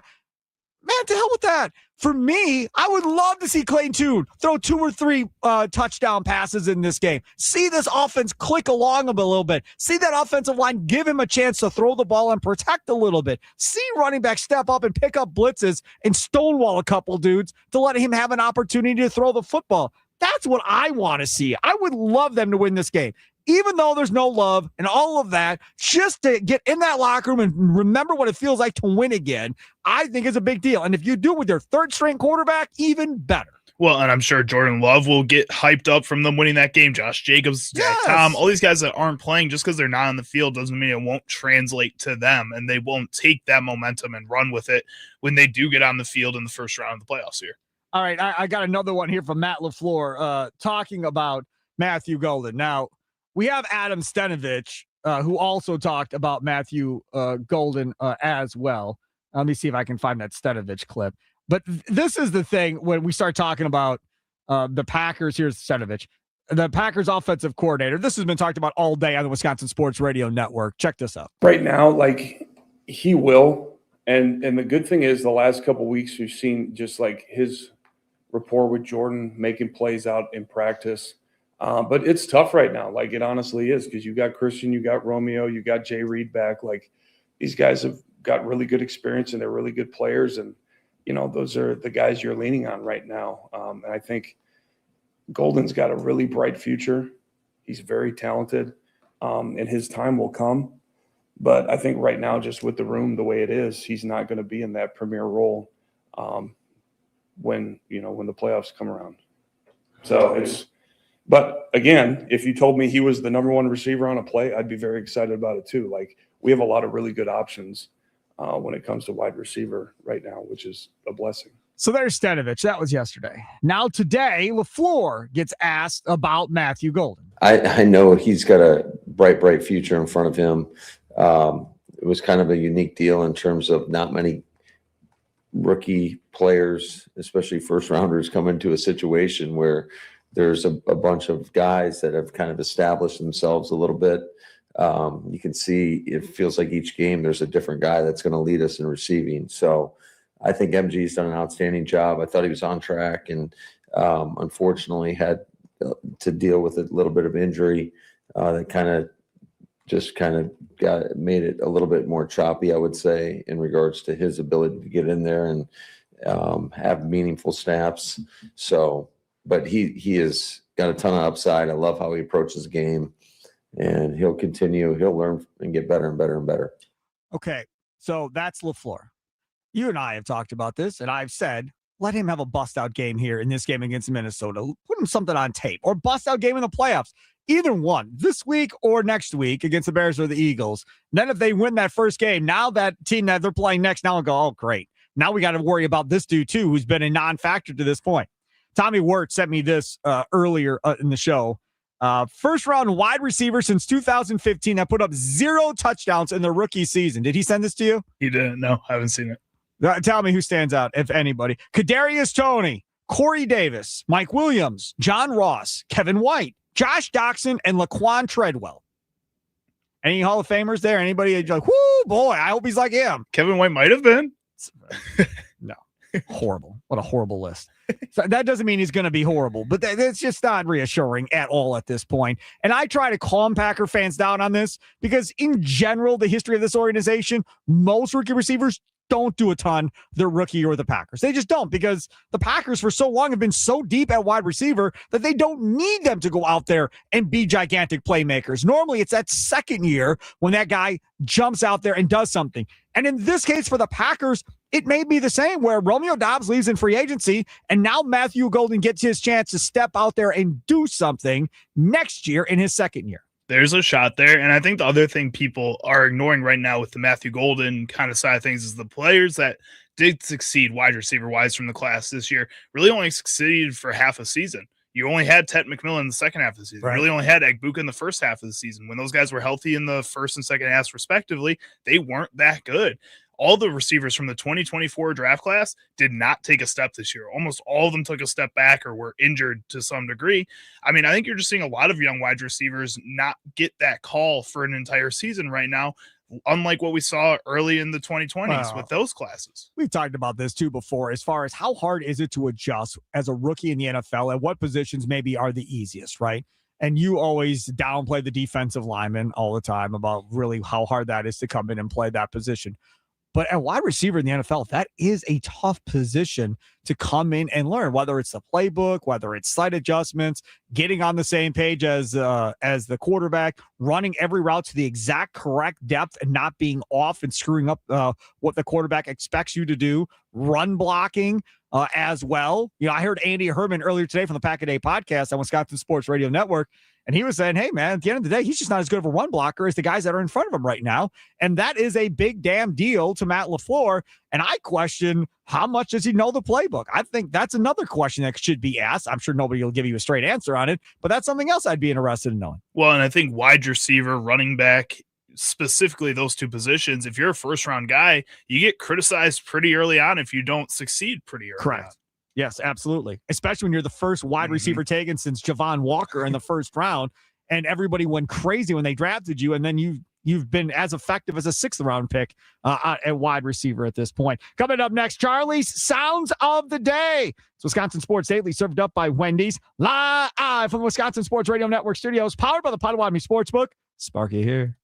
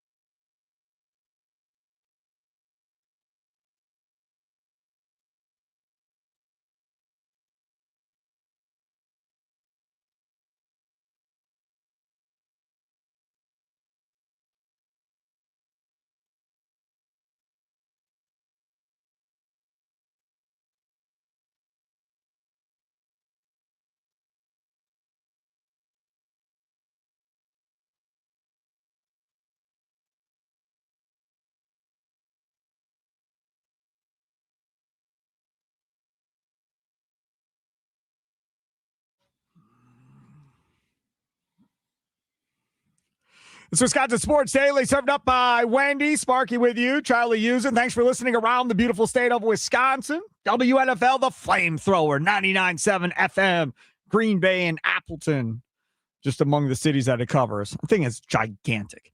Wausau, 93.9 The Game. Duluth Superior, hello, 710 The Game. Southeastern Wisconsin, The Fan, 1250 AM and 105.7 FM. There on your radio dials. And of course, everything can be streamed live, regardless of where you are in the state or the country, or wherever you may be listening at wisportsradio.com, wisportsradio.com. All the podcasts, all that fun stuff right there. Go back and listen to anything you missed, as well as wherever you download your favorite podcasts app. What sound clips will Chicago Charlie pick today for Sparky? Will Sparky become enraged? Will laughter ensue? It's time for Charlie's Sound of the Day. It's Wisconsin Sports Daily, served up by Wendy's on the Wisconsin Sports Radio Network. All right, type sound clips from around the world of sports. Whatever Charlie Usen decides to go grab. Where are we going first? All right, so first up, we're heading over to the University of South Carolina, where head football coach was discussing the other side of the transfer portal. Not only athletes are transferring, but coaches transfer as well. And he was discussing losing his assistant coach, Sterling Lucas, to Lane Kiffin and LSU without a conversation from Lane Kiffin. Happened fast, as you guys know. Got a call on a Thursday night after 11 p.m. from the previous coach that was here, telling me that he had been offered a job at another school, and by 9 a.m. the next morning, he was gone. A little bit unusual. Usually you get a phone call from the head coach of the school kind of giving you a heads up that he's interested in maybe talking to one of your coaches or things like that. That didn't happen, which, again, there's no rule that has to happen, but it's kind of an unspoken rule. So didn't hear anything from the other school, didn't hear anything from the previous coach until he called to tell me that he had been offered a job. So it wasn't a very thorough interview process where you have a few days to kind of plan and think this might be coming down the track. Shane Beamer. I don't know, man. I'm not the biggest Shane Beamer fan in the whole wide world. I liked his dad more, if I'm being honest. But either way, yeah, that's crap. I agree with Shane Beamer. That is crap. That they didn't do it the correct way. But like he said, there's no rule either. And realistically, nowadays, does anybody give anybody a heads up or a benefit of the doubt? Really, when you think about it, I mean, I don't know. Back in the day, right? If you were looking to find another job or whatever the case may be, and somebody offered you a job, most people, maybe not all, most people would go back to their employer if they liked working there and be like, hey, I got this job offer. Can you match it or do better? And if you can, I'm in. I'll stay. If not, I'm out of here. Nowadays, that doesn't happen at all. Now it's like, screw you. If you're not going to pay me, I'm out of here. And they just take the first job offer they get for more money, regardless of what it is doing or whatever else, give their notice, and they're out. Some don't even give their notice anymore. They just quit that day and be like, see ya. Start the next job the next day to make more money. So society is changing, whatever. And college sports is super cutthroat right now, so it can't be even really shocking that it's happening at that level either. All right, clip number two. Number two, we're going to head over to the Miami Dolphins, where quarterback Quinn Ewers was discussing why he went to the NFL instead of transferring, despite being offered large sums of money. I did have opportunities to go other places, but I felt like what I built with my teammates at Texas and the legacy that we built, I didn't want to mess anything up there with the relationships that were built. And to me, it's not about the materialistic things of this world, because it comes and goes.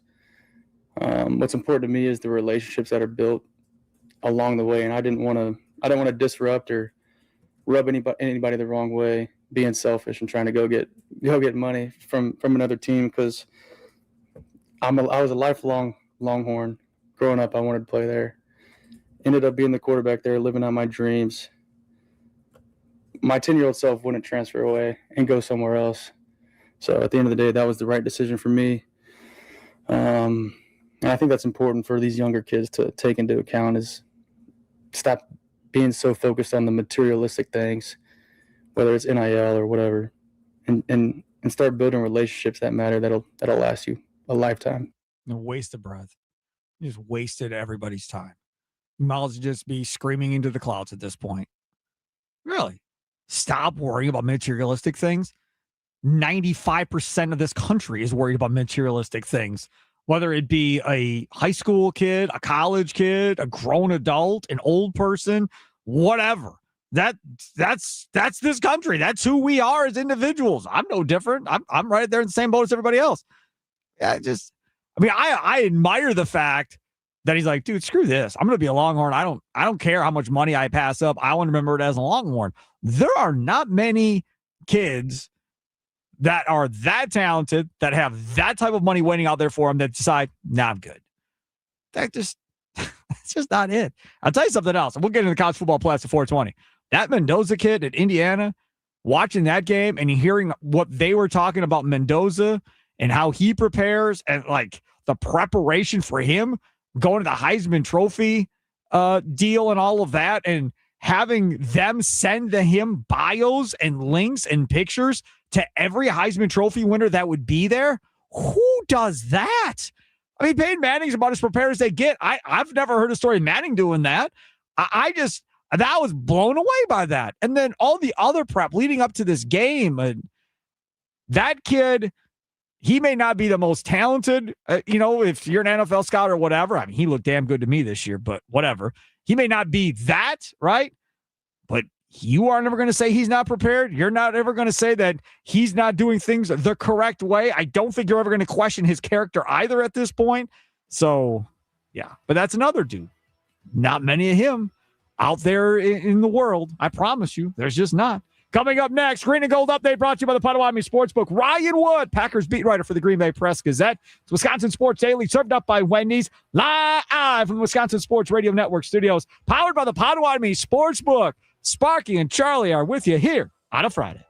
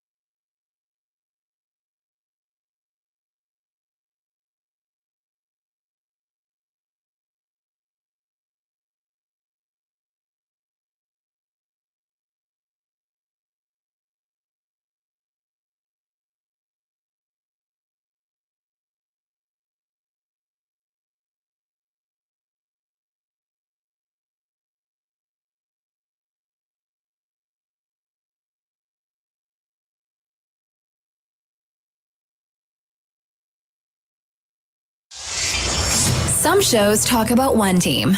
Other shows barely talk sports.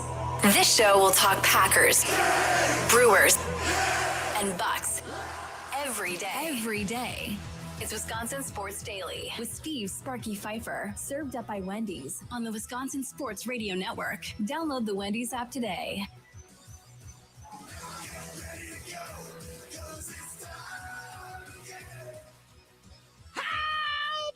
It is a Friday, 2026. Oh, it's fun. Been a good show today. Hope you've enjoyed it. We've enjoyed doing it for you. Sparky here.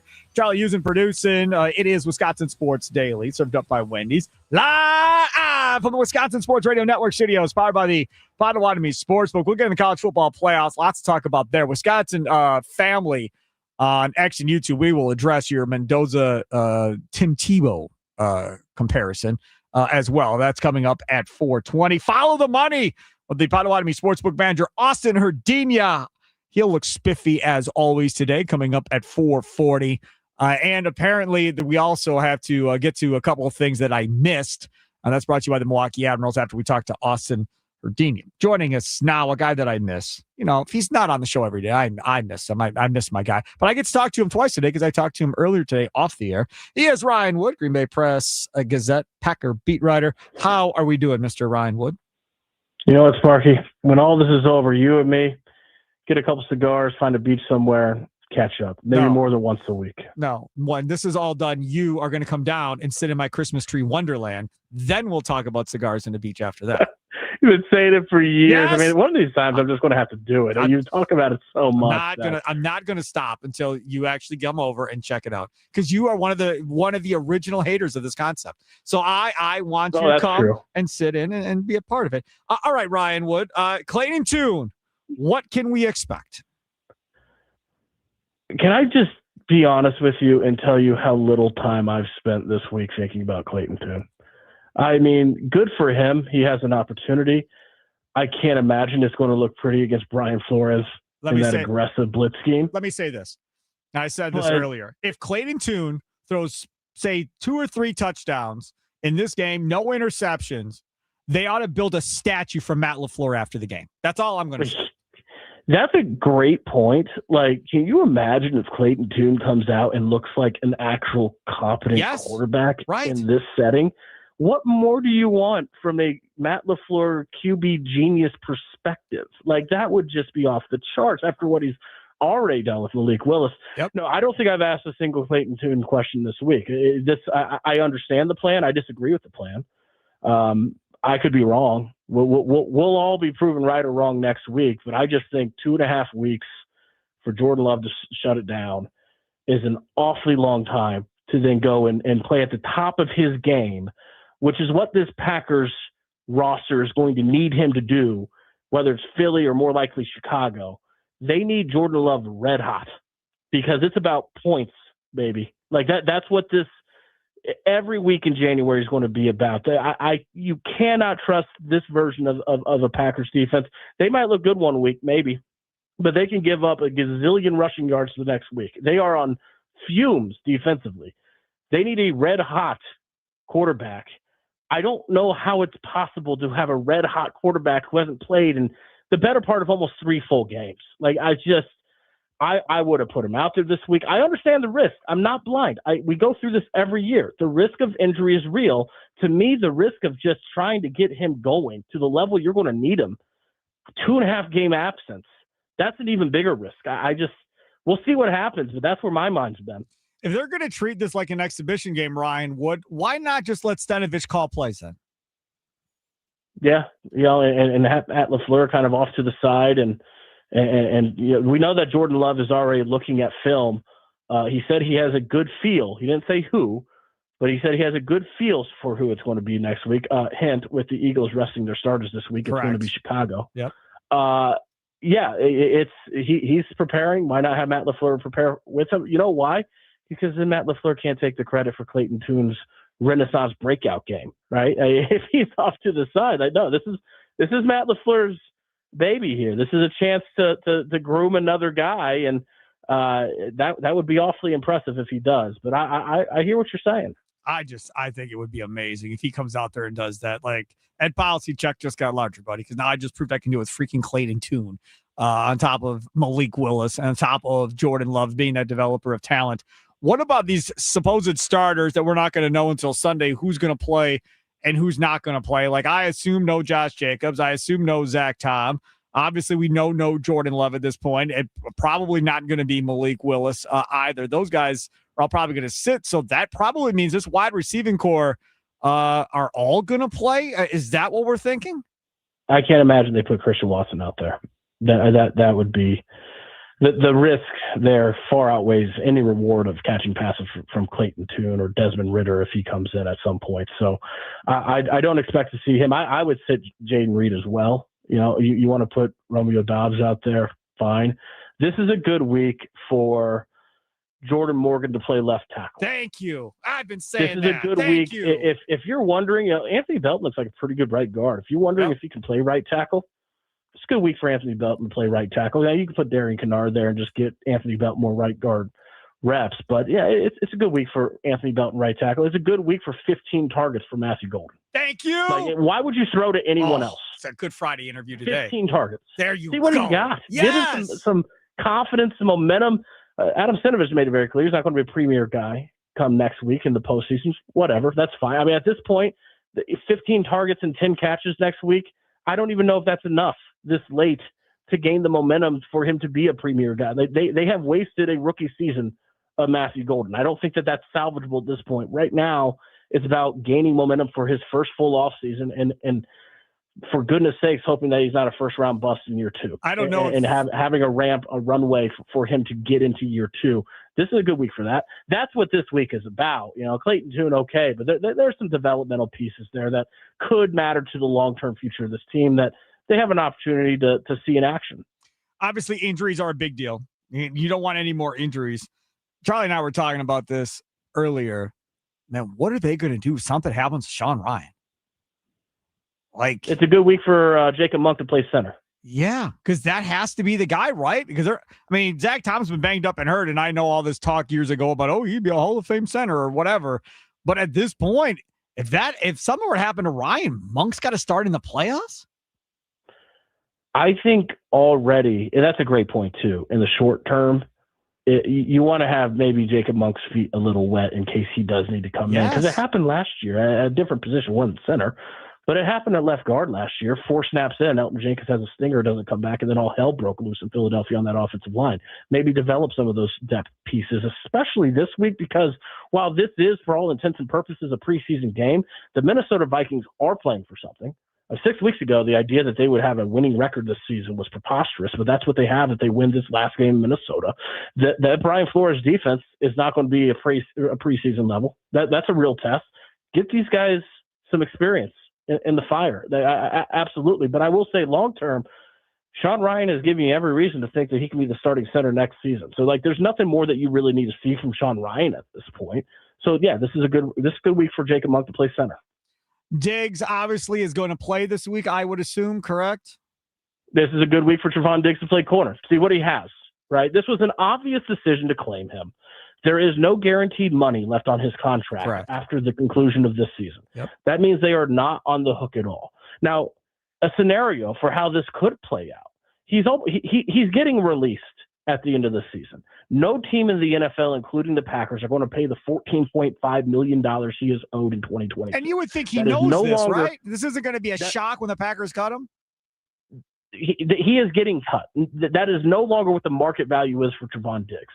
But then, if they want to bring him back at a much lower salary, if they feel like there's something there, and he has a chance this week and maybe next week to show, and we'll see how long the playoff run goes, then for sure there's a good reason to believe that he can come back. They have one of his closest friends, Micah Parsons. That matters. It's not a surprise that Trevon Diggs was happy to come to Green Bay. He's reunited with Micah Parsons. He's got an opportunity in the secondary to go and win a job. There's jobs open here at corner. It'd be at a much reduced salary, but yeah, I mean, it could potentially be a big fit. It is a zero risk move with potentially a significant reward. Yeah, I look at it the exact same way. Ryan Wood, Green Bay Press Gazette, Packers beat writer, joining us here on Wisconsin Sports Daily, served up by Wendy's on the guest hotline, powered by Gruber Law.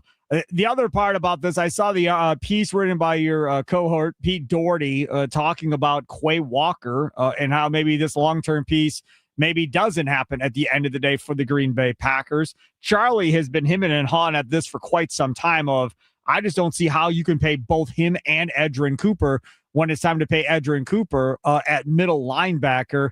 And obviously Edgerrin Cooper is a more athletic linebacker between the two of them. Are you expecting them to bring back Quay Walker or no? Well, what we know is that at this point, it's going to be very expensive. There's no premium discount here when he's on the verge of free agency, and he's had a very fine year. Yep. He's played very well. This has been the best season of his career, which is great for Quay Walker because he's going to have a chance to maximize that because here he is now on the verge of entering the market. So it's going to be really expensive. It's going to be very hard. I'm not going to say never, but it's going to be very difficult to retain him at his market price. So we'll see what happens there. There's some cap savings there with it if they release Rashawn Gary. You know, there's some things that they can do. So you always leave that door open. And but Elgton it is Jenkins. going to be very expensive. Jenkins, too. You'll save money with Jenkins. You'll save money with Gary. There's a decision to be made, I think, on Josh Jacobs of how much they really want to invest in that running back position. I mean, there are Charlie Howard, I think there's like 3 to 5 guys, vets, that they could move on from if they wanted. There's going to be a lot of cap musical chairs this spring. No question about it. It almost kind of felt like, you know, with this franchise, both on the field but also with the cap, there is a very definitive point of before Parsons and after Parsons. Yeah. You know, they were building this team one way in the cap that all offseason until mid to early August, in no way, shape, or form fathomable included Micah Parsons. And then the formula, the calculus changed because you got a generational pass rusher. And then the way that they were building this team changed along with it because you had the richest deal for a defensive player in NFL history on your books, and he's worth every penny. But it doesn't mean you don't change things. But after Parsons, the cap situation, how you build this team now looks very, very different. I think you're going to see a lot of those changes come this spring. I have one last one for you, Ryan Wood. A perfect Sunday for the Packers looks like what? Staying healthy, seeing that Matthew Golden might be a guy for the future. Jordan Morgan looking good at left tackle. That's about it. I'm not going to pretend this game is bigger than what it is. This is the proverbial what are they playing for game. The Green Bay Packers are playing to stay healthy. The Minnesota Vikings are playing to feel good going into the offseason with a winning record. There's much more for Minnesota to be playing for than the Packers this week, and that just is what it is. Do we like that turf as far as staying away from injuries? No, I wouldn't put Lucas Van Ness out there with a foot, on that turf. I think it's a whole lot of guys. And the most obvious, we haven't mentioned his name as far as this week, but the most obvious that goes without mentioning is Josh Jacobs. I get that he's 71 yards away from 1,000 yards. I get that he wants that milestone. There is just zero reason to put him out there. I don't care if he feels good. Just don't put him out there. It's an Emmanuel Wilson week. It would have been a great week for Marshawn Lloyd. No, we don't talk about him on this show. Ryan, Thank you so much for coming on. With that, I will let you go. Enjoy your weekend. We'll talk to you on the Green Bay Football Post Game Show, powered by Lakeland University, Sunday after the game. Hey, by then it'll be full steam ahead of the postseason. Yes, sir. Can't wait. There he is, Ryan Wood. Thank you so much. Off goes Ryan Wood. And he joined us, by the way, in the guest hotline powered by Gruber Law. One call. That's all. Take a quick time out. Come back on the other side. Got to get to the college football playoffs and what happened, the matchups that are set coming up here. We'll do all of that coming up next. It's Wisconsin Sports Daily, served up by Wendy's, live from Wisconsin Sports Radio Network Studios, powered by the Potawatomi Sportsbook. Sparky here.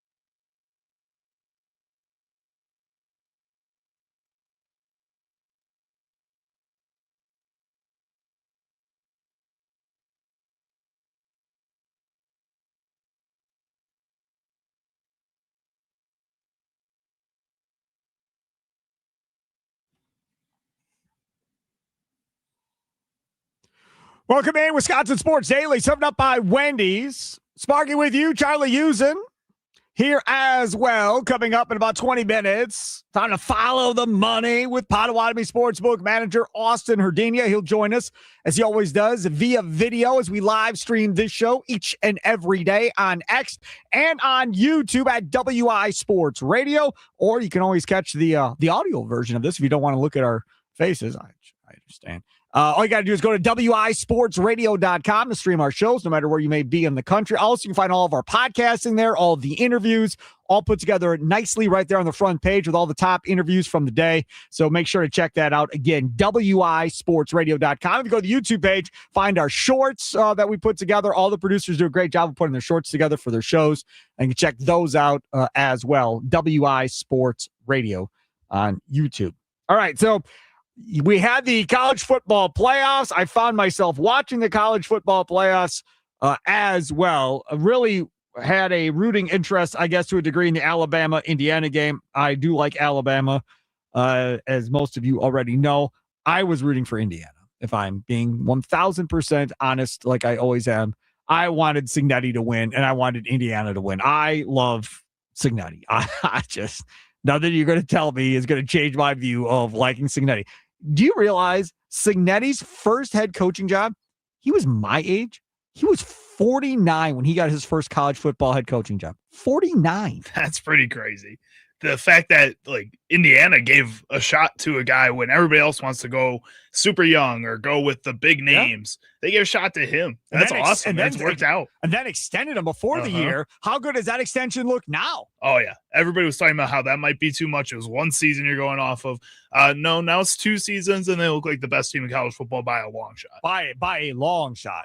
Everybody was talking about, oh, Alabama's going to show them what it's really all about to be. Everybody hot to trot for the SEC. Really? I mean, think about it. Alabama, gone. And then Ohio State is the Big Ten team, not Indiana. Ohio State, they're gone. Like, it is crazy as you sit here and look at what's left and so forth. But Indiana, let's go. He just sees grass. He's taking it.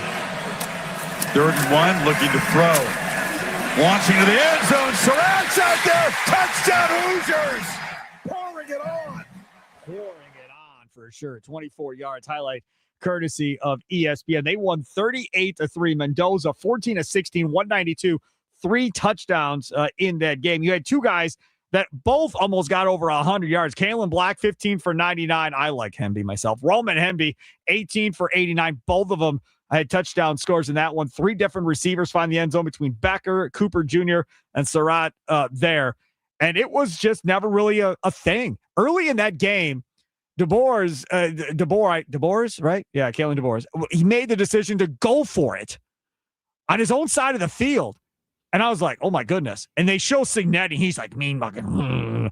And they stuffed that dude in the backfield. And he came up short. And I tweeted out, I was like, that was a huge stop for Indiana. Huge. And then they made it count, right? Boom. They go and they score right away.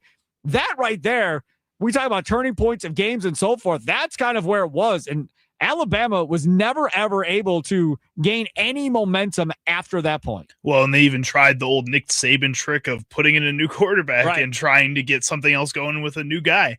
I mean, this was really just, again, a domination. Indiana looks by far like the best team in college football, and you love to see it because you don't want to see the SEC domination. Well, Ty Simpson in that game, he got hurt. He got hurt going from, and again, if he slides, he's good. But instead, they cracked one of his ribs on that hit when he was going down. He tried to throw coming out at halftime. I was watching that, and he just was grimacing in pain. Like, nope, you're done. Right. So then they bring in, what's the kid's name here? Austin Mack comes in. He's a bigger type quarterback. He's bigger than Simpson for sure, taller than Simpson. And he threw the ball okay too. There was nothing wrong necessarily how he looked. Because again, he's an Alabama quarterback, but it was not even close. And I railed about this earlier in the show. Bob Bostad is the offensive line coach at Indiana. Longtime offensive line coach at Wisconsin. Went to the NFL. They bring him back as a freaking linebackers coach. And then eventually they move on from him, and he goes to Indiana and resurrects that offensive line. And he's not going anywhere to be a head coach or whatever. And as long as Cignetti pays Bostad, he's going to be there until he retires probably now. And they're going to have an unbelievable offensive line. Yeah, the quarterbacks are going to change. The running backs are going to change. The offensive linemen are going to change. But if you have a great offensive line, all of that other stuff, you don't have to be perfect on because the offensive line will make up for it. Especially in college football. I mean, you look at some of the best teams of the past 10 years or so, they all win what is it? The Lowland Trophy? Is that? Yeah, Outland. Outland. That's what it is. Thank you. Trophy. LSU, when they became the greatest college football team of all time, that one season with Joe Burrow, they had the best offensive line in the country. You've seen it time and time again with Michigan and Jim Harbaugh coaching that team and them getting the Outland Trophy. You keep building on that group and you get those guys to stay, because that's the biggest key, is that those teams have been able to develop those offensive linemen and get them to stick around and not be the ones who transfer out a lot of these times.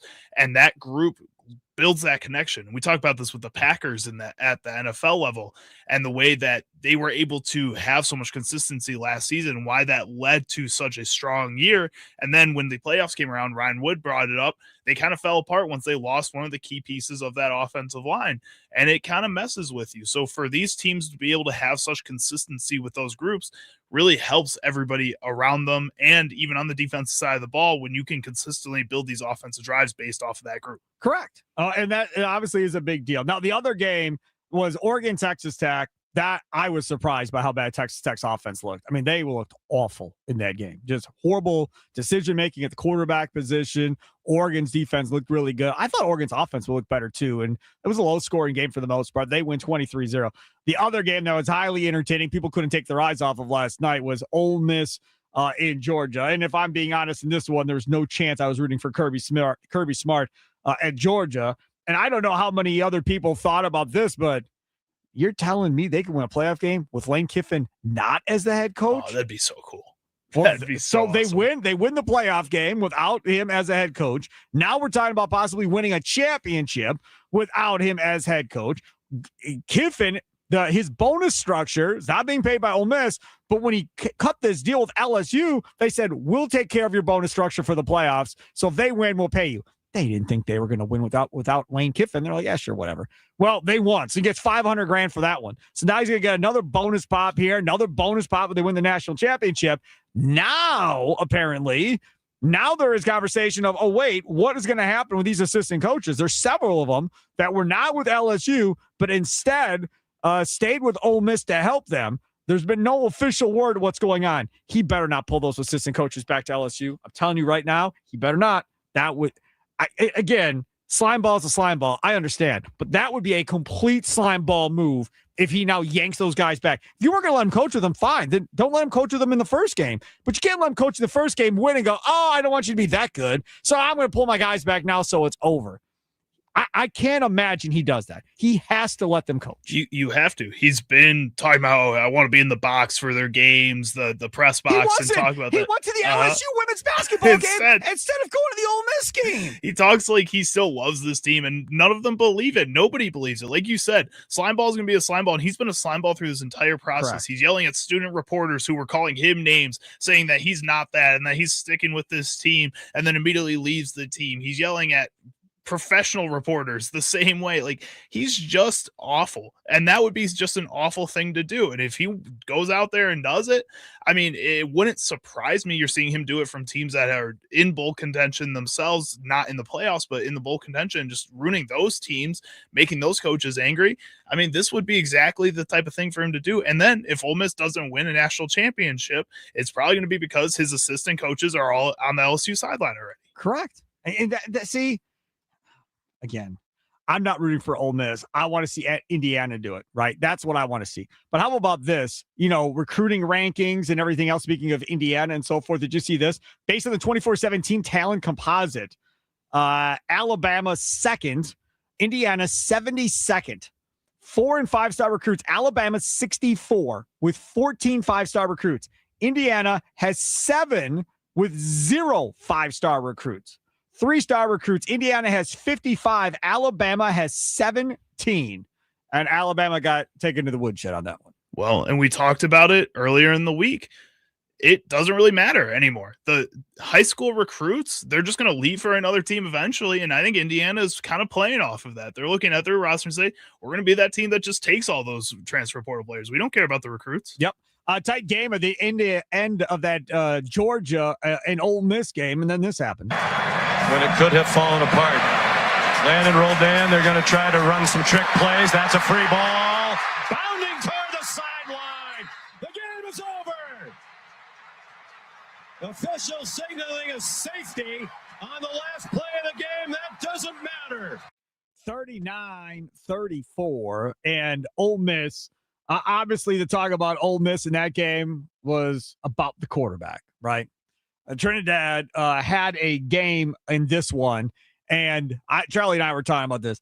That dude running backwards several times. The one time, I swear to God, he was like 20 or 25 yards behind the line of scrimmage by his own end zone running around, and eventually came back to the other side and made a completion and made it work. National Football League, you're going to get taken down a lot of times in those situations. Guys like that scare the hell out of me when you go running back that far. It's one thing to go back 3-5 yards to run sideways. You go running back that far, back to your own end zone, a little worrisome. But his ability to make plays off script was amazing to watch. Well, and there's two players in the league right now that are really polarizing to their fan bases, to the NFL fan bases. One of them has had a really good season, and Caleb Williams, who started, that was two of the biggest things, was that he can make plays off schedule, and that he can just break anything and get out of anything, any situation. Doesn't matter how far back he has to go. The other one is Shedeur Sanders, who is the exact same way. Part of the pluses for him was that he could make a lot of off-schedule plays, but the negative was that he would hold the ball way too long and run backwards and do all these things to try to be Superman. And Shedeur Sanders, in the wrong system, kind of fell flat at the end of his starting tenure there with Cleveland this season. He started off hot, but it was against bad teams. And Caleb Williams, in the right system under Ben Johnson, has looked like one of the top 15, maybe even top 10 quarterbacks in the NFL this year. So with the right coaching staff, you can make that work. You keep saying that his completion percentage has to be higher than 60%. Before we Doesn't matter. Before we can start talking about top statistically, he has on pace to be better than Jordan Love this season. He's going to be, hopefully, if they play well on Sunday, the first 4,000-yard passer in Chicago Bears history. Not bad. How long have the Bears been around? Too long. Okay. Don't remind me. Checking. It's a good thing. It's a cool thing. Trinidad Chambliss in that game last night, 362 and 2 touchdowns for them. Lacey, 22 carries, 98 yards, 2 touchdowns. Harrison Wallace III with a touchdown in that game as well. And now all eyes obviously are going to be on Ole Miss going forward here to see what this looks like.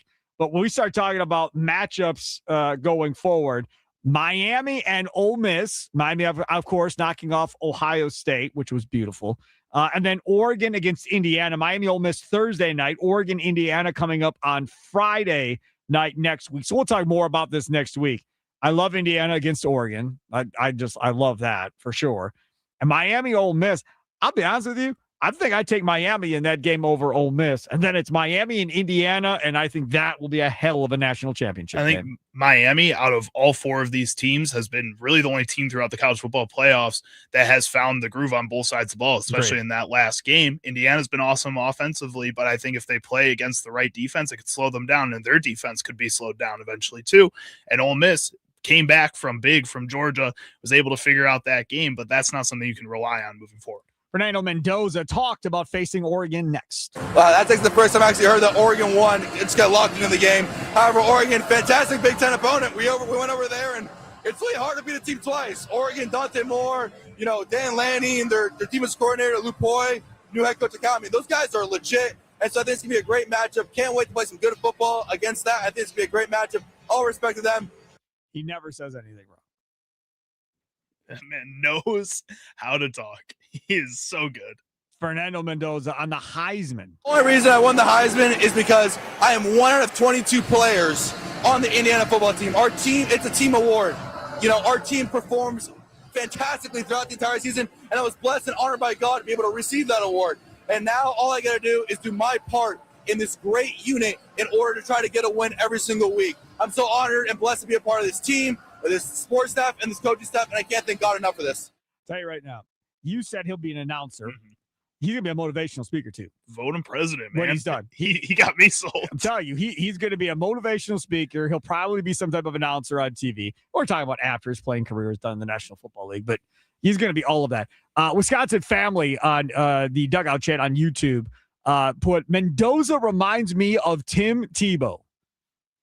I'm going to assume that he means character-wise, because throwing the ball-wise, I like Mendoza a lot. And Tebow wasn't bad in the National Football League, but he's never really had the arm. I think Mendoza has a better arm than Tebow does. I think also Mendoza on the field has a better IQ than Tim Tebow does. I think he is a really cerebral player that can go out there and dissect defenses, and he's shown that this season at like the top of the game. Yes, and I like that a lot for Indiana and Cignetti. Man, you imagine Indiana wins a national championship? That'd be pretty cool. I'd be okay with that. As a Badger fan, I don't want to hear another excuse from another Badger alumni about why they'll never win a national championship. It's Wisconsin. They're never going to beat Alabama and Georgia. That's never going to happen. I don't want to hear it, because none of you all thought Indiana would ever be in this position. If you didn't think Wisconsin could be there as a perennial top 25 team every year, that organization outside of 1 year with Tom Allen was a basement dweller for years and years and years. That dude walks in there and flips it in a year on its ear. And now guess what? He's already got his quarterback for next year, right? That's already going down. He's already got his quarterback lined up. He's just going to continue to do this. Meanwhile, at Wisconsin, got some cat coming from Old Dominion, maybe, because apparently Florida State's interested. So if Florida State's, they want him, we're not going to get him at Wisconsin. But whoever the quarterback ends up being, is he going to stay healthy? Because none of the other ones have stayed healthy for Luke Fickell. And how about Billy Edwards? Stole money and left. That's what happened there. Stole money and left. He got hurt like everybody else. Right, and then left. Uh-huh. Barely played. See ya. That's why, again, we talk about these guys that come in the portal. Oh, I knew Madison was the place for me. Man, I've always respected Wisconsin. Year later, goodbye. I mean, seriously. That's why you're going to have a hard time buying anybody's jersey of any kind ever again in college sports, because nobody's going to be there that long. They're just not going to be. If you're awesome, you're gone, unless you're already at a top program that is willing to continue to pay you time after time after time. Gonna have to start getting the blank jerseys with your favorite number on the back instead. No, I just don't get college jerseys. I've never owned a college jersey in my life. I have a North Carolina Michael Jordan jersey and a Auburn Cam Newton jersey. Those were both after the fact. Yeah. Right. So you paid premium dollar for that. No, there's websites you can go to, Sparky. Oh, of course. You have websites for everything in life. Literally. He's like, I watched a bunch of movies yesterday. Sat on the couch all day. Oh, really? Yeah, we found this website. Of course you found a website. I'm not even surprised. Time to follow the money with the Potawatomi Sportsbook manager, Austin Herdina. Plus, we'll get into things Sparky missed, brought to you by the Milwaukee Admirals, all straight ahead. Here on a Friday, it's Wisconsin Sports Daily, served up by Wendy's, live from the Wisconsin Sports Radio Network studios, powered by the Potawatomi Sportsbook. Sparky here.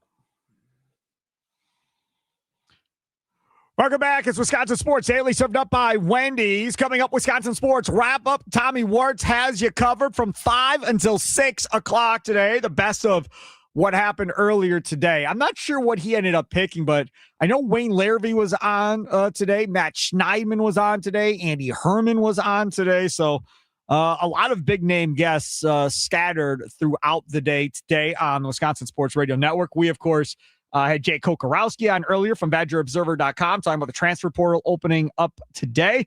Bart Lundy, Milwaukee men's basketball head coach. Definitely want to go back and listen to that, talking about him v. Doug Gottlieb, Milwaukee versus Green Bay coming up on Monday night in Green Bay.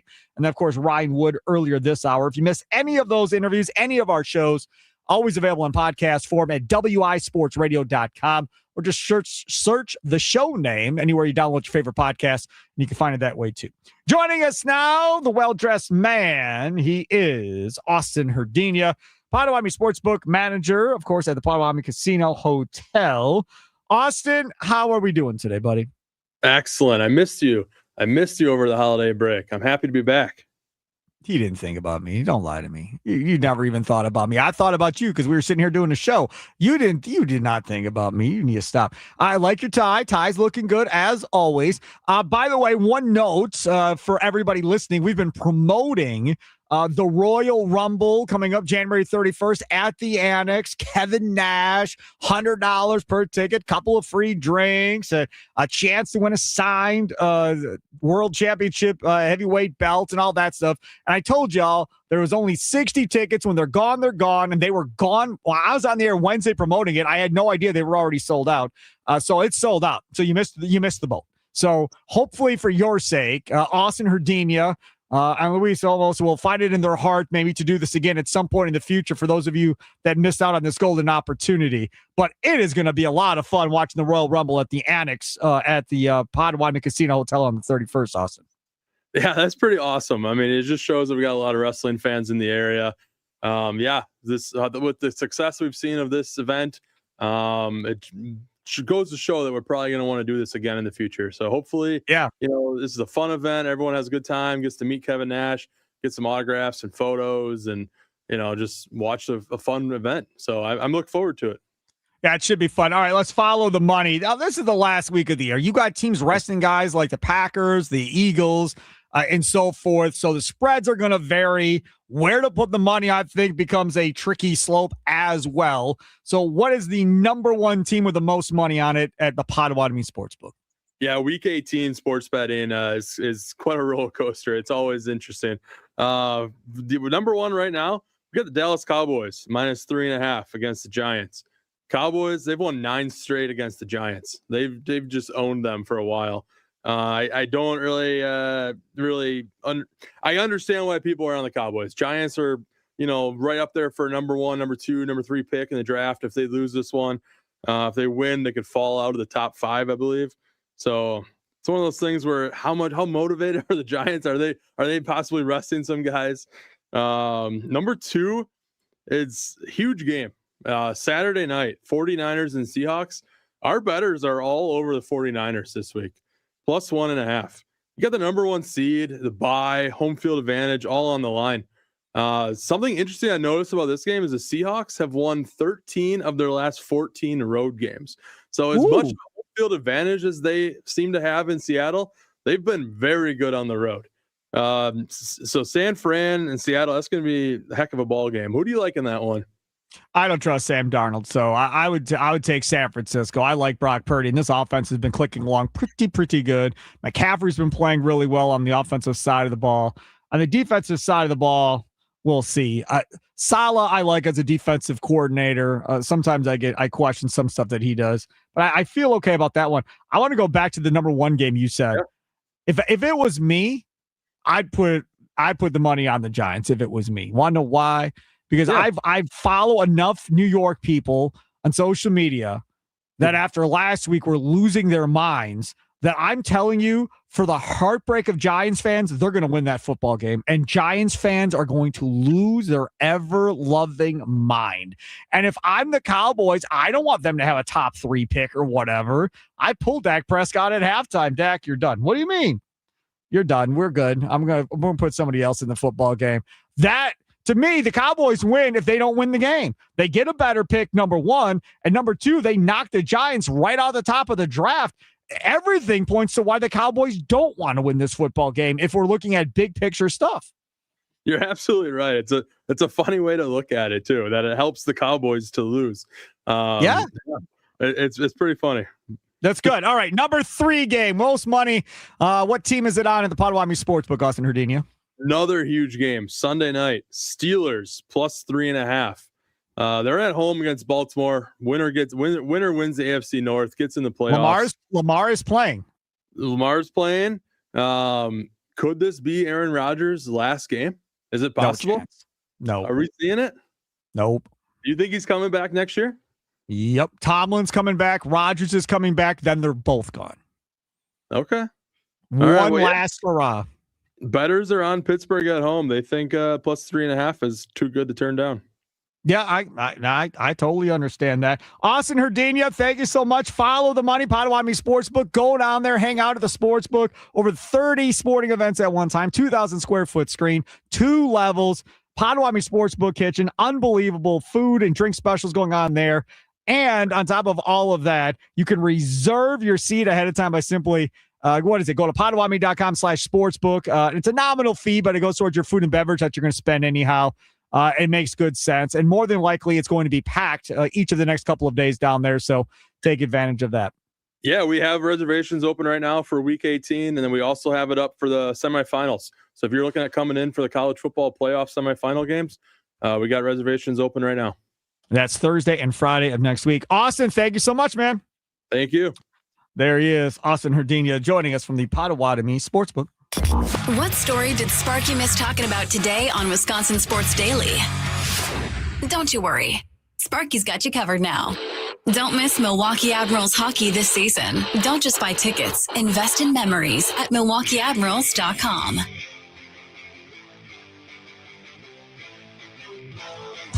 All right, I want to get to this. Charlie had it for his sounds of the day, and we ran out of time. This is from 670 The Score. Molly and Haw down in Chicago earlier this morning. Rami Makloff was filling in there, and then he came on his own show after that was done. 9 to noon with John Kuhn and Rami Makloff. This is some dude named Aaron on I-90. Check this out. Aaron is on I-90. Now he's on The Score. What's up, Aaron? Good morning, everybody. Happy New Year. Same to you. Gentlemen, ladies and gentlemen, I am a true blue January Capricorn, which means I hold grudges until the day I die. I want all the smoke. I want all the smoke. I want Green Bay for the 3rd time because I want to beat them twice. I want to look at their fan base. I want to drive this semi to Green Bay, hang my head out the window and yell, "Bear down," and watch them get drunk and cry. I want pain in their eyes. With this being said, I want all the smoke. If you ask me if I want the Packers, damn right I do. I want the Packers, and you should want them too, because you want to rub it in their fan base for the next 30 years, or at least the next 10, for everything we've went through. You should not want to run away from this at this time. This is our moment to finally get a little bit of revenge. As I've said before, and I will say it again, be careful. I'm cool with you taking victory laps. I'm cool with you running your mouth and being Twitter or X tough guys and all of that. That's all good. You should do that. That's what makes a rivalry a rivalry. I'm all for it. But when you have another game coming, or at least we think you do, maybe not as big of a victory lap as they are all taking down in Chicago. Maybe wait and see how this all plays out at the end before we go crazy, because that's what happened in the playoffs, and then y'all got sent home, and then it was silence in Chicago, and the Brewers were celebrating, and a whole big thing. Now here you are again, and again, you've got a chance to send a team from Wisconsin home, and maybe you will. Maybe the Packers will lose, and then you can drive your semi-truck in Green Bay. But have you thought about the other possibility, about the other side of this if it goes wrong? Then you're going to have all kinds of time to sit there and have to listen to this side lose their minds on you. I wouldn't want to lose this game if I'm Green Bay or Chicago, because the other fan base is going to be absolutely horrendous to deal with. Yeah. Both sides, whoever loses is going to be in for a long, long offseason. That'll do it. Enjoy your week in Wisconsin Sports Wrap Up coming up next. Wisconsin Sports Weekend tomorrow morning, 9 to 11 with Charlie Usen and Jack Pembroke. It's Wisconsin Sports Daily, served up by Wendy's, live from the Wisconsin Sports Radio Network studios, powered by the Potawatomi Sportsbook. Toodles!